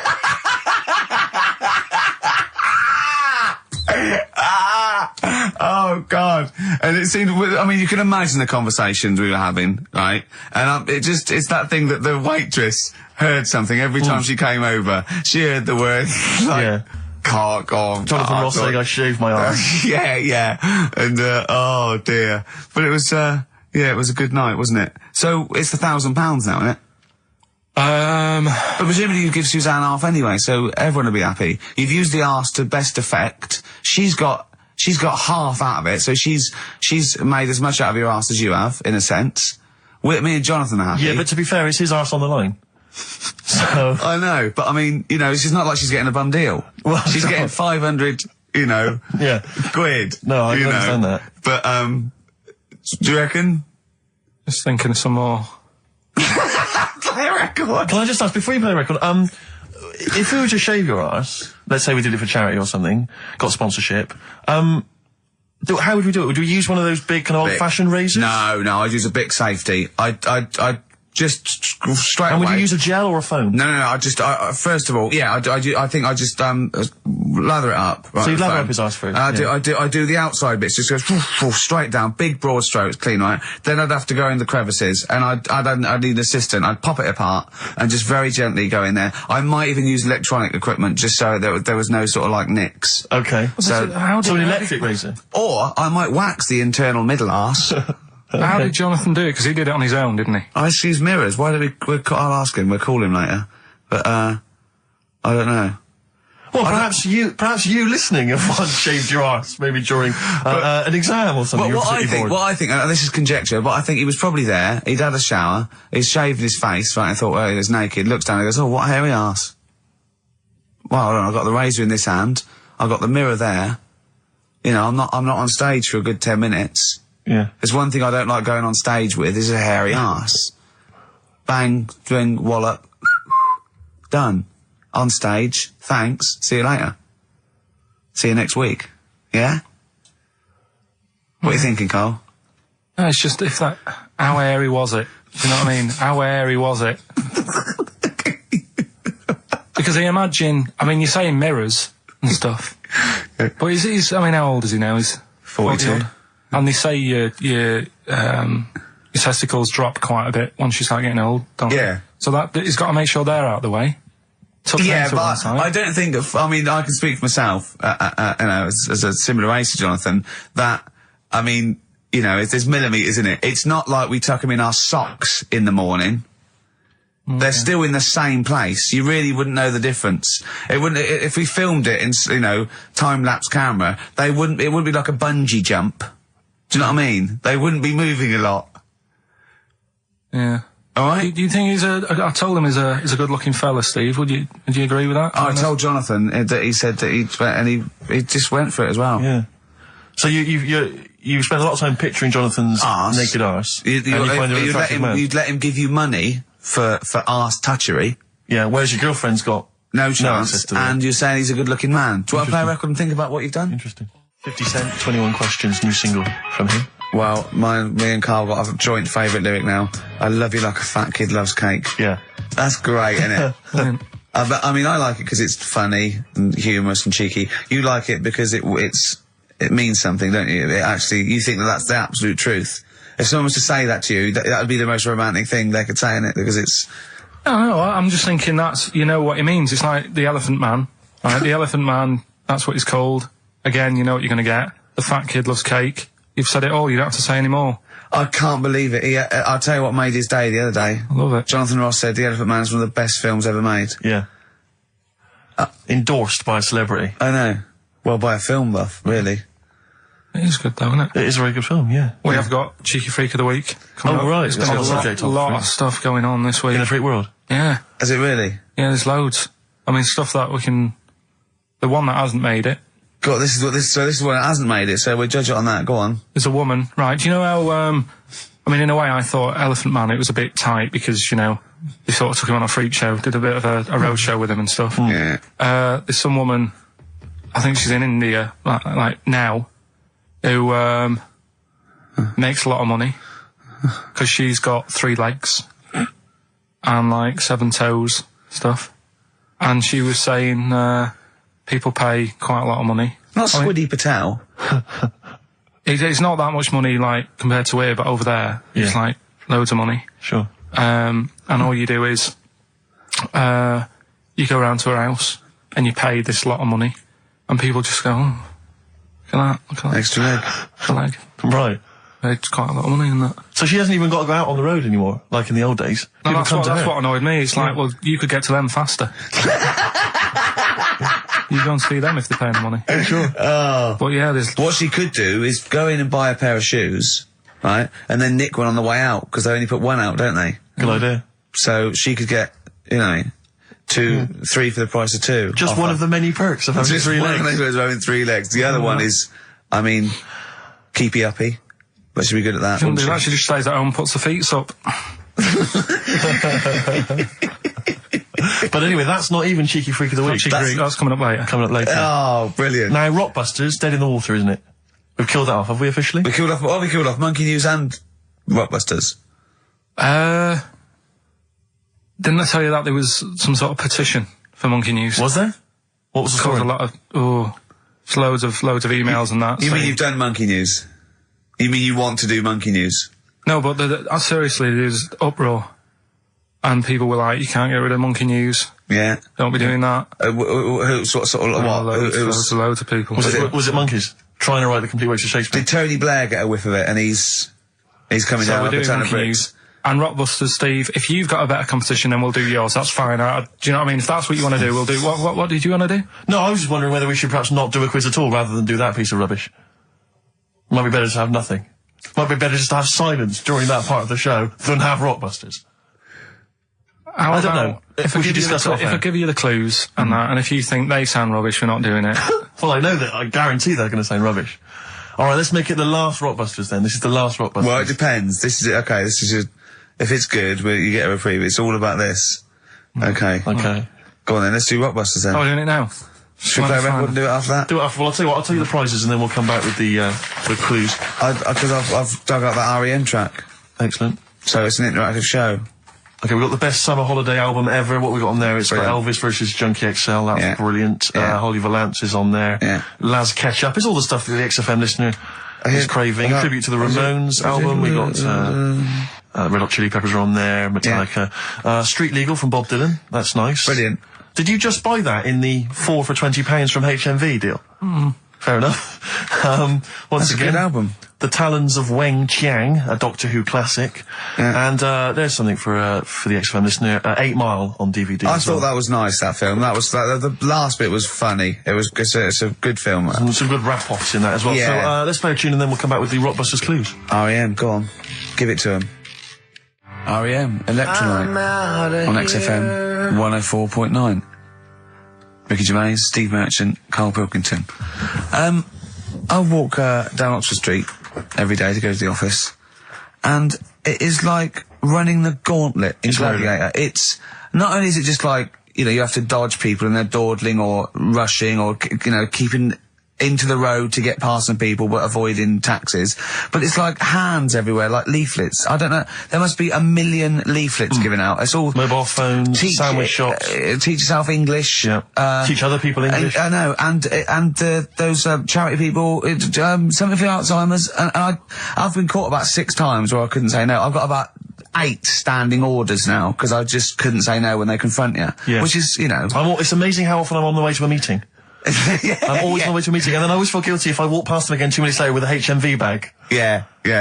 Full. Yeah, exactly, crammed with bargains. I know, yeah. No, but, it's absolutely weird. They're like zombies. It's like you're fighting them off. You need a flaming torch to get past them. Or if it's not them, it's tourists. Just constantly, excuse me, can you take my photo outside HMV? Or outside Topshop? That doesn't happen to me. I always seem to have tourists. Just in the way, just kind of dawdling, looking up at the buildings. I walk so fast. I walk so hard. I put my head down and I just try and walk so fast everywhere now because it's But Oxford Street is just, it's unbelievable now, and I think it's age that I've started noticing it. Even if the window's open and I hear just like cars and they're on the mobile phone, it's the loudest place in the world. Yeah. I don't know what we can do. Well, isn't it one of the busiest streets in? Is it either the world, the universe? It is mental. I think if we carpeted it. That would and put some curtains up, it would just deaden. It's like pubs with those polished floors and metal tables, and everyone's having to talk like that to be heard. The jukebox is quite loud, and I want to go just turn everything down. Yeah. Let's put some carpet down. Just talk quietly like this. Yeah. Let's put the music down a little bit. We'll have a good time. I've never quite understood that impulse. I don't know, again, if it's age where you go in a club or a pub, as you say, and the music's just slightly too loud, so it just makes everything slightly tricky. It's slightly tricky to have a conversation. But what annoys me is when it's for the amusement of the barman or barmaid. If they're bored, they're in a pub, they've got the music up, their music up, right, techno blaring, right, they've got a telly on, watching a soap opera, and I want to go, choose one or the other. I mean, what are you watching? I got a minicab last night. I imagine you don't travel in minicabs, but the guy driving, one of those guys, I know he's driving a cab on a Friday night. Okay, no one wants to be doing that. And he had one of those phone, the little earpieces that you put in, so it looks like they're talking to themselves. And he's there, and he goes, where are you going? I went, crouching. He went, and he's chatting on his mobile phone the whole time. His voice was so loud, he had the radio on as well, and he wasn't concentrating on the road. I just thought, look, I'm paying you £10 here to take me somewhere. Please, just stop chatting or arranging your social life for 2 minutes. Get me to my destination safely, and then you can resume your conversation. My favourite one is, I'm going to so-and-so terrace, please. Where's that? I want to go, right, you're not taking me then. Yeah. I mean, I don't know. I don't know. Exactly. I don't drive, I'm paying you. That's why I'm paying you. That's got to be part of the service. But, I mean, I know people who've been in many cabs, didn't know where I was, and didn't have an A to Z. No, I was in East London once. I said to him, I'm going to North London. He went, where specifically? I went, Swiss Cottage. He went, sure. I said, do you know the way? He went, yeah. Set off. Along the way, he went, do you know the way? I said, I thought you knew. I said, have you not got an A to Z? He went, no. He was one of those guys who'd just taken his car out middle of the night. That was all he had. All he had, all his credentials were he had a car. No map, no torch. The two other things I bring with me. And he said, so we're driving along. He went, I could probably get you to Camden. I was like, okay. He went, it's a start. I mean, that is the start. Exactly. He went, do you know the way to Camden? I thought, pull over. It's not worth it. I'd rather hitchhike. I'd rather walk. Ludicrous. Those people who just go out. Yeah, they just take a car out to earn a fiver. I bought a car. Oh, have you ever done that? No, well, I'm sick of living here. And you say about people hassling you. When you say here, you mean the world, don't you? No, just in London, who's doing me head in now. The other week, actually, walking home from here, and like you say, there's always someone hassling you, saying, do you want to buy this? Do you want one of these? Going down Carnaby Street, right? There's your first mistake. He said, into meditation. So I was like, and I had a bit of time to kill, so I thought I'll have a chat, right? Have you got to? Oh, we've never got time, we're too busy. Yeah, I thought you were too busy before. Well, I said, what's all that then? What do you do? And he said, we teach you how to breathe. I was like, well, I'm 30. I think I've done alright. And he sort of said, oh, forget it.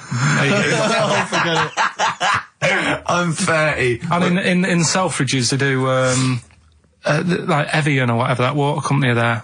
And they've got like little glasses of water, and you walk past and go, have you ever tried this? It's water. Yeah. Oh, here you go, we'll try it. You go, Jesus Christ, is that what water is? What have I been drinking then? You've been drinking piss and mud. Have I? I'll have a bottle. Anyway, listen, Rockbusters. Oh, come on then. Let's get it done. Really? Yeah. Come on then. Right, so cryptic clues and initials, you work it out, it's a band and stuff. Yeah. Right, Brilliant. First one. Bob Holness. The first clue, the doctor said part of the foot and the leg was no good, so he took him off and he threw him away.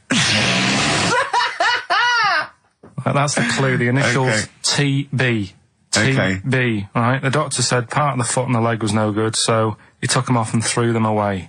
Second one, the Scottish monster has got a bit of a tan. Right, the Scottish monster has got a bit of a tan. Okay. That's TD, right? And the last one, the 60s singer had a heart attack whilst he was having it away. We won't be seeing him again. Right, and that's FNM. Well, the 60s singer's had a heart attack. He was having it away. We won't be seeing him again. Email in. Ricky.Gervais at XFM. Remember, this is to save Rockbusters. If people don't get this, right, it's no more. So you better, if you want this feature to stay, you better get the clues. Right? Good work, Carl. We'll give those clues again after the next tune. What are we playing? Yeah. Oh, you love it, don't you? You love it. Good, it's a good stomping pop #1 rock. XFM. Jane's Addiction, Just Because. I think things are rocking up. They are indeed. Rocking up in the land this year, Steve. Yes, that's good news, I think. Evanescence, them, The Darkness, rock-tastic. XFM 104.9, Ricky Gervais, Steve Merchant, and Karl Pilkington of A Saturday. Can I just say that the shaving your arse feature from earlier, if you missed that was 1:30. That was a discussion on shaving your arse. Yeah. It was great stuff. That seems to have caught the public imagination. Yeah. We've had so many emails. We've had someone telling us exactly how to shave your arse. Yeah. So if you need that information, I can probably forward it to you. Well, I think this will be the year of rock and arse. Exactly. But it's extraordinary how, just a simple discussion like that you would think perhaps was crass, crude. Mind you, our listeners do like Carl talking about monkeys. Sure. Do you know what I mean? Yeah. It's not like it's something to be proud of. It's not like we changed a nation or freed a people or found a cure for something. We hit them in their, at their level with monkeys and arses. Yeah, exactly. It's what our listeners love. Yeah. Monkeys and arses. Yeah. We should put that on the poster. And they go together, because I joined the zoo last Sunday, went down and became friends of the zoo, right? Oh, well, I thought maybe you had to sit in a cage for that thing happened. I went straight for the chimps, of course, right?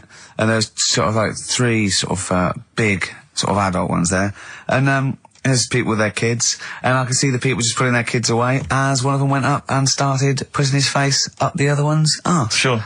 And it was sort of like, I just can't be bothered to explain this to my children. Exactly. So I hordes of people just moving away. Oh, come on then. There's the lions. You're going to have a look at the lions. Yeah. What are they doing? They're just sniffing each other's asses. Yeah. Yes. I remember when I used to go to the zoo, I always felt there were certain animals that weren't getting a look in, really, that no one was particularly interested in. The tapir. Exactly. We were going straight to the snakes. We were interested in birds. I don't remember being particularly interested in birds. Big cats, although it's a bit depressing. Great apes. Reptile, you're right, reptiles, birds, unless it's a big one that you think can rip a dog apart. Yeah, a vulture, you go, or an eagle, brilliant. Yeah, exactly, yeah, owls are brilliant. Owls great, but I've always wanted a little owl on my desk. I'd like to be doing work and there'd be a little owl there, and I go, can you give me that pencil? And it just sort of goes over and gets me a pencil, goes cheers, and it just watches me and it thinks I'm brilliant. Do you know what I mean?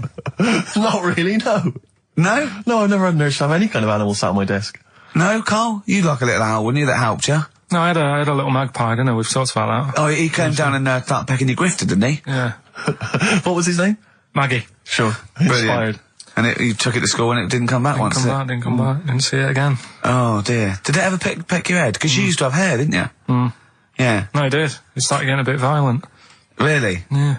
But was it becoming sort of age when adolescence, probably sexual frustration sort, because I think magpies go for shiny objects, don't they? And you were probably sort of probably losing it a little bit then in the front, and so when the sun was out, there's a bit of a sheen on the front. They saw a glare and thought, I'll have that. Yeah. What is that? That's brilliant.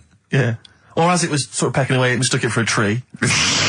Yeah, because of the noise. Because of the noise. Yeah, the hollow sound. I squeezed his head yesterday. We should just point out, if you're a new listener to XFM, you might not realise that one of Ricky's many sexual peccadillos, I'm assuming it's a sexual thing, I can't justify it any other way, is to just squeeze Carl's head. Yeah. Front-wise, sidewise. I don't know what it is. I don't know if it's sexual or, like when you've got a little kitten, you want to squeeze his little face. Do you know what I mean? Do you know what I mean by that, Carl? Yeah, I said that before, squeeze a little head. Yeah, exactly, and I feel that with you, because it's sort of like, he gives so much. Look at Carl's face, he gives so much. It is like he can understand what we're saying. Yeah. And that's what the connection is, I think, between me and Carl and other animals. It's like he can understand what we're saying. But I squeezed it yesterday, and Carl went, I definitely had something crack. Yeah. Because I'm trying to see how hard I can squeeze it. Yeah, I think that was you just thinking, Carl. To be fair. I think the cogs just started to...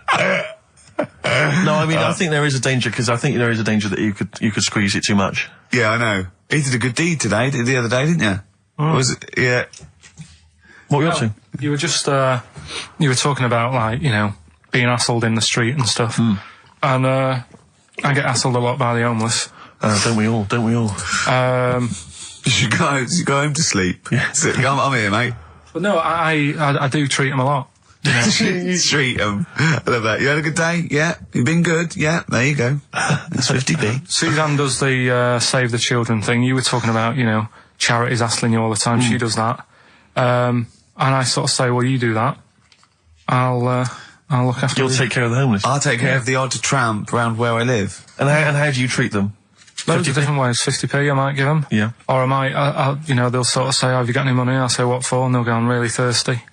So I'll go, well, hang on a minute, and I nip and get them a little Diet Coke. Sure, Diet Coke? Yeah, they want to watch their weight. Yeah. They're going full fat. Oh, what an insult. Yeah, exactly. To a man like me. Yeah. I'd rather treat them than... Because a lot of people spend money on, problems abroad and stuff. Right. Oh, I just think, Yeah, famine I'm just saying. Oh, God. Like what? What do you mean? Like famine relief? Well, you do get sick of it, don't you? You know what I mean? It's that... You get sick of it. No, I'm just saying. Wait. Go on. I'm just... I know, just let whatever you do now, Steve, don't interrupt, because I'm scared, but I just think it's worth it. There's so many issues. There's freedom of speech, there's we're not responsible, there's he'll get away with it because he's a buffoon, yes. And it is entertaining. Exactly. So, go on. All I'm saying is you're saying, who do I give me money to? Is it little, sick kids or whatever, or is it old people or whatever? HMV. That's where he gives his money to. Chiefly, they get a lot of it, yeah. Yeah. And for me, I just get sick of, problems abroad. It's like, what do you do? What do you do with famine and that? What are you meant to do? How can you solve it? It's gone on for years. Yeah. And it just keeps going. We keep giving them money, they keep spending it. And you're not getting any return for your cash? Well, it's just how many times, they've got to learn. What do you mean they've got to learn? What, you're going to teach them a lesson? What do you mean they've got to learn? What do you mean? Well, what are they doing with it? Yeah, they must have, like, better interest accounts or something where, look after, put the money in the right things. Sorry, do you think that Bob Geldof sort of writes them a cheque? He goes over and he's in the helicopter and there's millions of them, and they go, it's Geldof from Boomtown Rats. Brilliant. They go, if there's one man that can help us. Yeah, I hope he doesn't sing. He's not going to sing. He's got some money for us. And he comes down and he goes, do you want a cheque or do you take Switch? They go, we don't take Switch. He goes, there's a cheque. They get things doing like... that again, though, isn't he, as well? I mean, he used to work here, Bob. He's a lovely fella and that. But, yeah, he's a lovely man. But how many times can you save the world? He's over there again helping out, and it's like, well, what do you do? Are you saying don't bother because it keeps happening? Not for well, I'm not saying that. You know what I mean? I'm not daft. But that's what you're thinking. And Carl, you are daft. Yeah, exactly.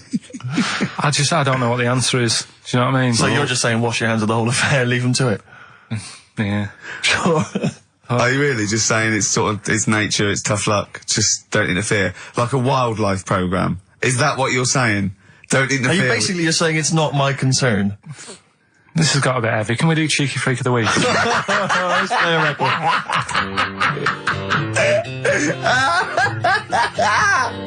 Oh, God. My Hey Hey out of the blue from the album Rust Never Sleeps by Neil Young. Such a brilliant song. Oh, he's a great musician. He's amazing. Yeah. He's incredible. I think we're playing Neil Young track a week. Okay.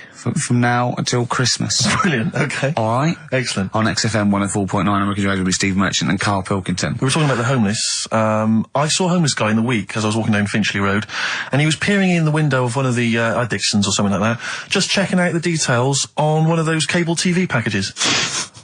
And I thought, one step at a time. I mean, firstly, I don't know, start eating your dinner off a plate. Yeah. And then work your way up to, a house, a home, a widescreen TV, a roof, digital television. But it's odd. Well, that might answer one of the questions, because I keep getting recognised by homeless people, and I never know what to say. I go, I think, well, either they're not really homeless, and they've got sort of digs or something, and they watch television, or the scariest one is that they've become homeless in the last few months since the office. I think, oh God, that's really scary.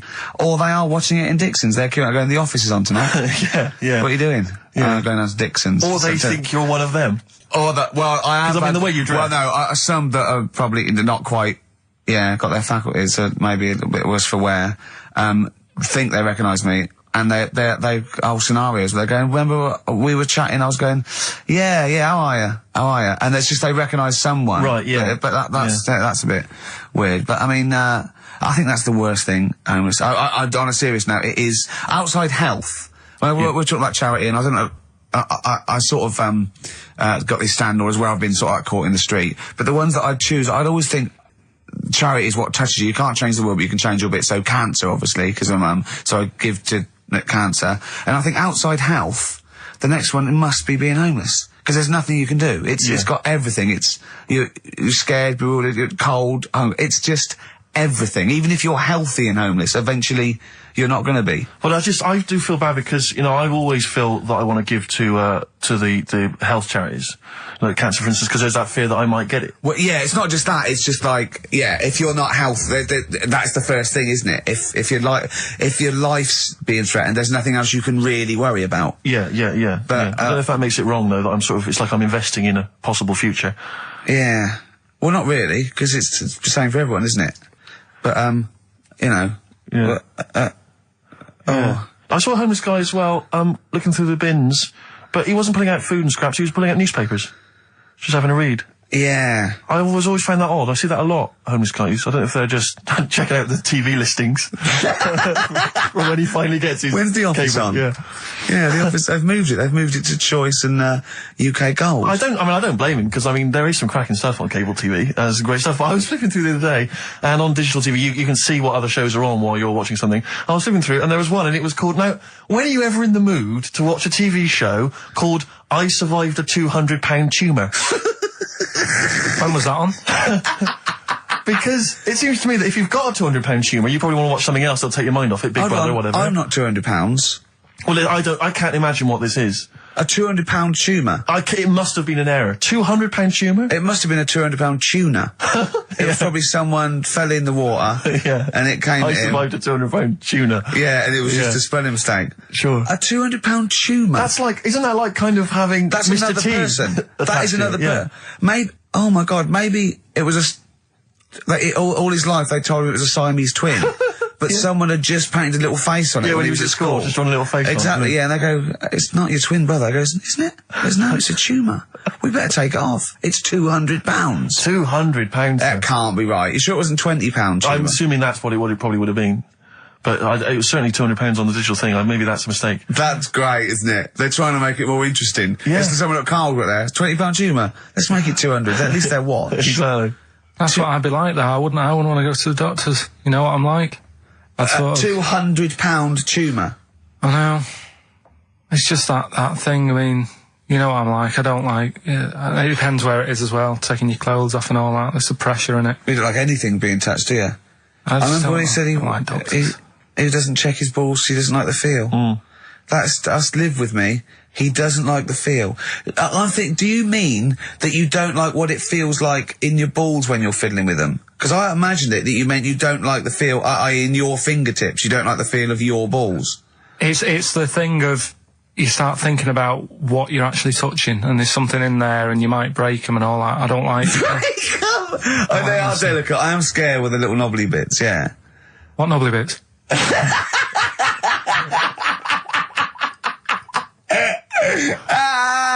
But I'll tell you what, it's that thought at the doctors. It's that thing of, it's not taking your clothes off in front of him, right?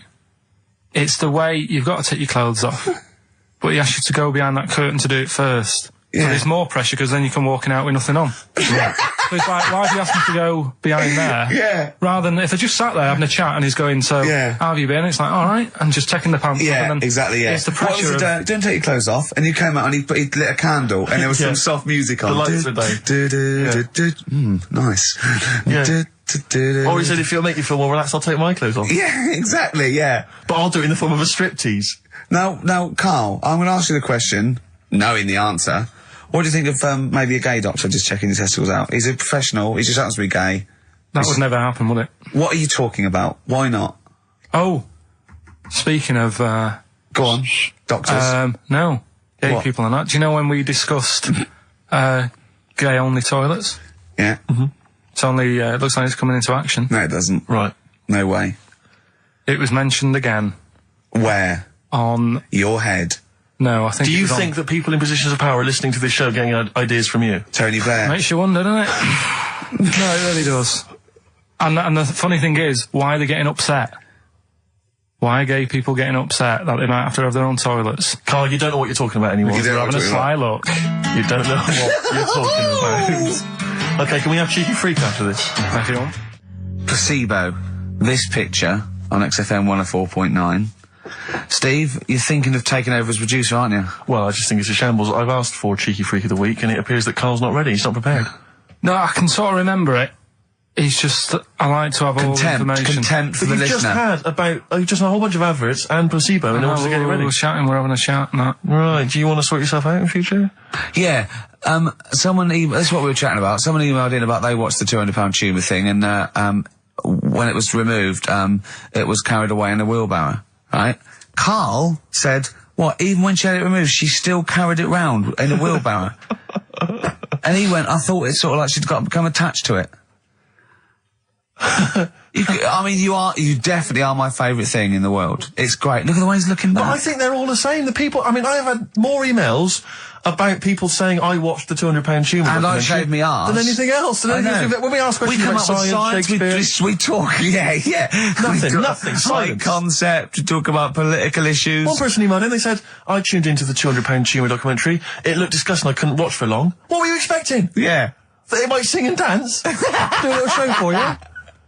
Anyway, these are really your listeners, Carl. Now I think do you know what I mean? You sort of find your niche, you attract your.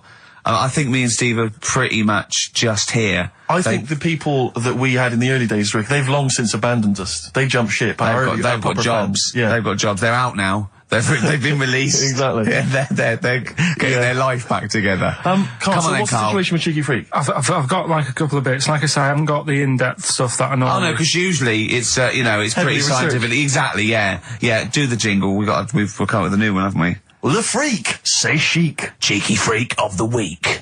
Right. Well, couple of bits. I don't know which one to use as the main feature for this week. It's not good, is it? Well, there's been another one born. What? Little kid. You go on. 4 eyes. Insult. Just a guy who wears glasses. Come on. 4 eyes, 2 noses, 2 mouths. That's weird, isn't it? This bloke, did he also have 2 heads, 2 bodies? Sort of born slightly separately? He wasn't stood next to a mirror? No. It's weird, that, isn't it? That's all you've got. I love that. That's weird. That. Imagine the doctor said that. Well, Mrs. Parks, kid's got 4 eyes and 2 noses. Weird, isn't it? Any clues? Yeah. Any clues? So that's it. That's all the information. Well, I'll tell you what, that shouldn't be the main one. Okay, I've answered your question. But like I say, what's the idea of this feature? What do I say all the time? Don't know. I always say, think about it. Think about what that would be like.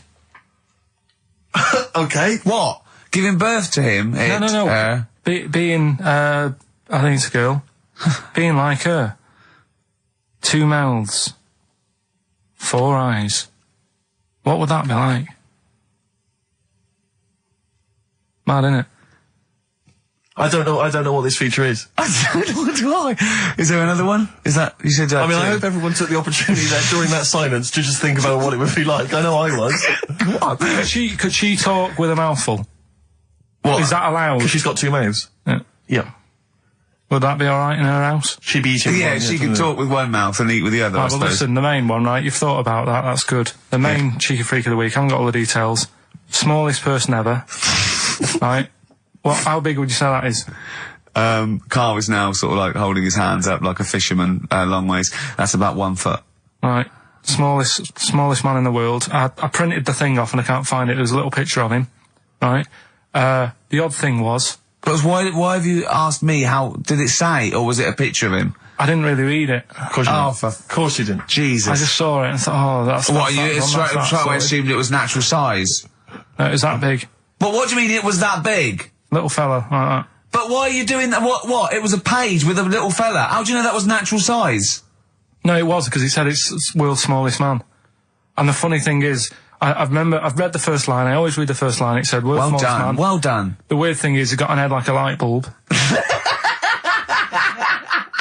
The shape of it, apparently. I don't know if that's got anything to do with his shape and size. God. That big. His name's Mr. Watts. And the annoying thing is, what got me is, if you're that big, right, don't have your picture taken next to a fruit bowl. Why was he having his photo taken next to a fruit bowl? Don't know. Whoever the photographer was, obviously having a bit of a laugh. Yeah. At his expense. Because you would just stand in the middle of nowhere, you'd look normal and that, but he was stood there, just leaning on an apple. Leaning on an apple? What is this? In what world do you inhabit? This was on the internet. Leaning on an apple? Was it Tom Thumb? What is this? Are you sure it wasn't some sort of sci-fi show they were advertising? No, it was leaning on it. Can you just lean on the apple? Just lean on the apple there. Do me a favour, you stand next to my chihuahua. You're not taking the piss, are you? No, not at all, no. Would you mind leaning on this matchbox? Yeah. Leaning on an apple. And that's what, so he just said he's the world's smallest man leaning on an apple. Smallest man, said about his head being like a light bulb. I don't know what that meant. And I just thought, right, that'll do. That's that sorted. Cheeky Rig of the Week done. I think that was on like Monday. Right? I found that. I thought that's done. Printed it off. Forgot to get it off the photocopier. Someone's nicked it. Play record. You got to... You know, it's just... Steve. No, can I just say, no, Carl, please, if I say, let's have Cheeky Freak of the Week, and you haven't done your research, you haven't got the information, just tell us you can't do it. But don't lead us on. Don't say this like on radio. Hold your hand up to me and go, how tall is that? It's nothing. That's this radio. Is nothing. It's nothing. I think it was that big because he was leaning on an apple. It's not enough information. But, imagine Trevor McDonald coming on, going, some news, some stuff. How big's that? How big do you think that is? Yeah. Because there was a fella, coming up after Chris Tarrant. Play record. I'm angry. I'm actually angry. And if Monkey News is in any way similar, you've really pulled your finger up with that, have you? Mm-hmm. Good. Let's have Rockbusters answers next. Supersonic. Oasis on XFM 104.9. Right. Getting through it. It's the Rockbusters. Right. It's the Rockbusters results, really, because this is a very important result. It's whether they stay in the Premiership or are relegated. This is the playoffs for Karl. Okay? You need 3 points. You need 3 points to stay up, Karl. Go on. Right, had a lot of right answers in that. Right, okay. That's in your favour, you know. Okay. The first clue was the doctor said part of the foot and the leg was no good, so he took them off, he threw them away. Yeah. The initials TB. Yeah. Right? Go on. Tony Bennett. Alright, that's Tony Bennett. Tony Bennett. Tony Bennett. Yeah. Okay, that's a warning. That's a yellow card. That is a yellow card, but you can still get the points. Right. Because his name's not Bennett. Tony, brilliant. Tony, perfect. A pun. Toe, knee, his name's Tony. Perfect. Bennett, no, his name's Bennett. See? Well, he's in London this week as well, so I don't know if it's sold out. I won't mind. Are you on drugs? Or did I actually crack your head? Did I actually give you some brain damage? Because you're worse than usual now. It's like, go on. Right, the second one. That's a Scottish fella. We've got to speed this show up. Hang on a minute, hang on. I've just got to make sure it's right. We don't want to look stupid. Right? That Scottish monster has got a bit of a tan. I don't think we can look stupid with material like this. TD, that Scottish monster's got a bit of a tan. The answer there, the Darkness. I'll give you that. Right. Well done. And the last one. Goal. The 60s singer, he had a heart attack the other way whilst having it away. You won't be seeing him again. The initials FNM. That's Faith No More. Adam Faith. Right? No! Doesn't count! Why not? Adam Faith No More. Right? Adam Faith No More. So, sorry, what is the clue? Is the clue Adam Faith, or is it Faith No More? Just Faith, I suppose. Just Faith No More. He's a 60s singer. So we got that. That's that. Safe for next week. Who's the winner? What do you make of it? You've got the deciding vote, Rick. Well, come on. I mean, you know my feelings. I mean, it works, Faith No More, but he's mixed up what cryptic is and that, because the fella, I mean, Adam Faith did actually die having it away, didn't he? Yeah. So it's all about him. It's all right. All the facts are right. Anyway. Okay, I think he's got a reprieve. I think I'll give it to him. I think I've got to give it to him, Steve. I think I have. He actually pulled that out of the bag, that one. There's no Jamaican fellas seeing icebergs or, Whitney Houston. The closest he came to is Bennett, and I'll let him off that. I've got to be a fair ref here. Well, fair enough, and well done to, I'm always a fan of names that for some reason just strike me or tickle me. Yeah. And this week the lucky winner is, Dave Suckling. There's nothing amusing about that. Oh dear. So well done to Dave Suckling. Okay. Suckling wins it. Suckling takes the prize. He takes the prizes, and well done to him. I guess there's more of that next week, and we're fast approaching the end of the show, Rick. I know you are excited about that, as am I. I know, but the best to come, because we've still got Bruce Springsteen coming up now, followed by Monkey News. Monkey News. It's amazing. What an amazing show this is. Shake.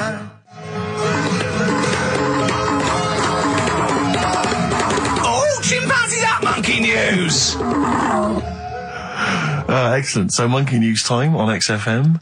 Karl Pilkington, the man in the hot seat. Karl, what have you got for us? Okay, monkey news this week. We've covered a lot of stuff. We have indeed. Now, do you know, like, there's places where you can go for, like, weekend rests and stuff, Sure. and you relax, you sit in a little spa, you might have a swim and stuff. Well, they've got a place done for monkeys. Of course they have. Right? They can go there, they relax, forget about all the stuff they've got going on in their head. They can have a manicure. Right. Got nice meals. It's not called a manicure, though. It's called a chimpacure. Beauty treatments. Yeah. Right? They look good and stuff. Yeah, well, look good, feel good, yeah. Now, you might think, well, that's pretty normal. Well, The bit I haven't told you about is it's actually run by a couple of chimps.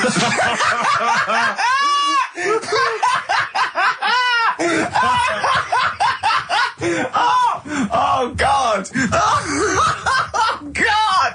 Oh, God, you're a maniac! Right. Oh, for Christ! Oh. Let's just... It's like coming a chimp! Of course it's not! No, it is, because think about it, right? No, not think about it. What do you mean, yes, it is? Of course it's not run by a couple of chimps. What do they do, get a loan? Right, if a chimp wants Yeah. to have a rest, Yeah. where would you go to? A place that's run by humans that don't know what chimps' needs are? No! My point is this, how did they get it together? How did the two chimps, Mr. and Mrs. Chimp, went for a loan and said, I'll tell you what we need, a spa. I think it started off quite simple, right? Just basic stuff. But they've expanded over time because it's become so popular. It's gone mental down there. Sure. They've all heard about it. Now, the thing is, the problem is this, right? That isn't even the top and bottom of it, right? Oh, Christ. The problem is, it's been going on and on and on, right? It's been earning a lot of money and stuff. The monkeys are happy. The monkeys that go there are loving it. They're telling friends and stuff. They're all coming to it. Now, the problem is, it's this little monkey, little man monkey and a little woman monkey, right? Yeah. Who were sort of girlfriend and boyfriend. Sort of. It's an open relationship. They can play around if they want. Well, the problem is they're not married, right? Now, trouble brewing. the lad monkey, fella monkey, he's getting quite old. Mm. And the problem is, because it's his name that's down on all the stuff. All the forms. Let him finish. I'm getting scared now. Let him finish. It's his name on the business. And the problem is his missus is kind of like, what's going to happen? Sure. What If are you he getting this? passes Where are you away. getting this from? Internet. Oh, I don't know where to start. No. Can we just hear the end? This is ridiculous. So the problem is, the female girl- monkey is worried that the male monkey she's worried. is What's going to die. going to happen with the business? What's going to happen? Of course. Right? Now, What do you mean, the business? the health There isn't spa. a business. It's a joke. Health Rick, spa. you're not listening. His name's on the form. The male monkey's name, it's in his name. Now, the problem is, Oh, the woman monkey has got some kids, but because they're not blood relatives, it's not going to be handed down to them. And the What, courts... they're kids from a previous monkey marriage? Yeah. Right. So they're not going to get it. Let me just check this out. Yeah, otherwise you don't want to check the facts, otherwise Yeah. you could look like a twat spouting shit on the radio. Please check the facts for scientific And security. they're just a bit worried because they're saying that the people in Ohio, which is where they've got the little health thing going on. So that makes it more believable that it's Ohio. Mm-hmm. I thought you meant it was Berkshire, in which case it would be rubbish. It looks like the local people are trying to get in there. They've seen the success of it. Sure. And they're They want a trying piece to of go in and action. take it over and stuff. Yeah. So, Give me the piece of paper. Throw it away. Play a record. That's the worst one I've ever heard. And there's something wrong with you. You're educationally subnormal. Final tune from us, Tim Buckley. Lovely song called Wings. Back next week? Yep. Yeah. See you, Carl.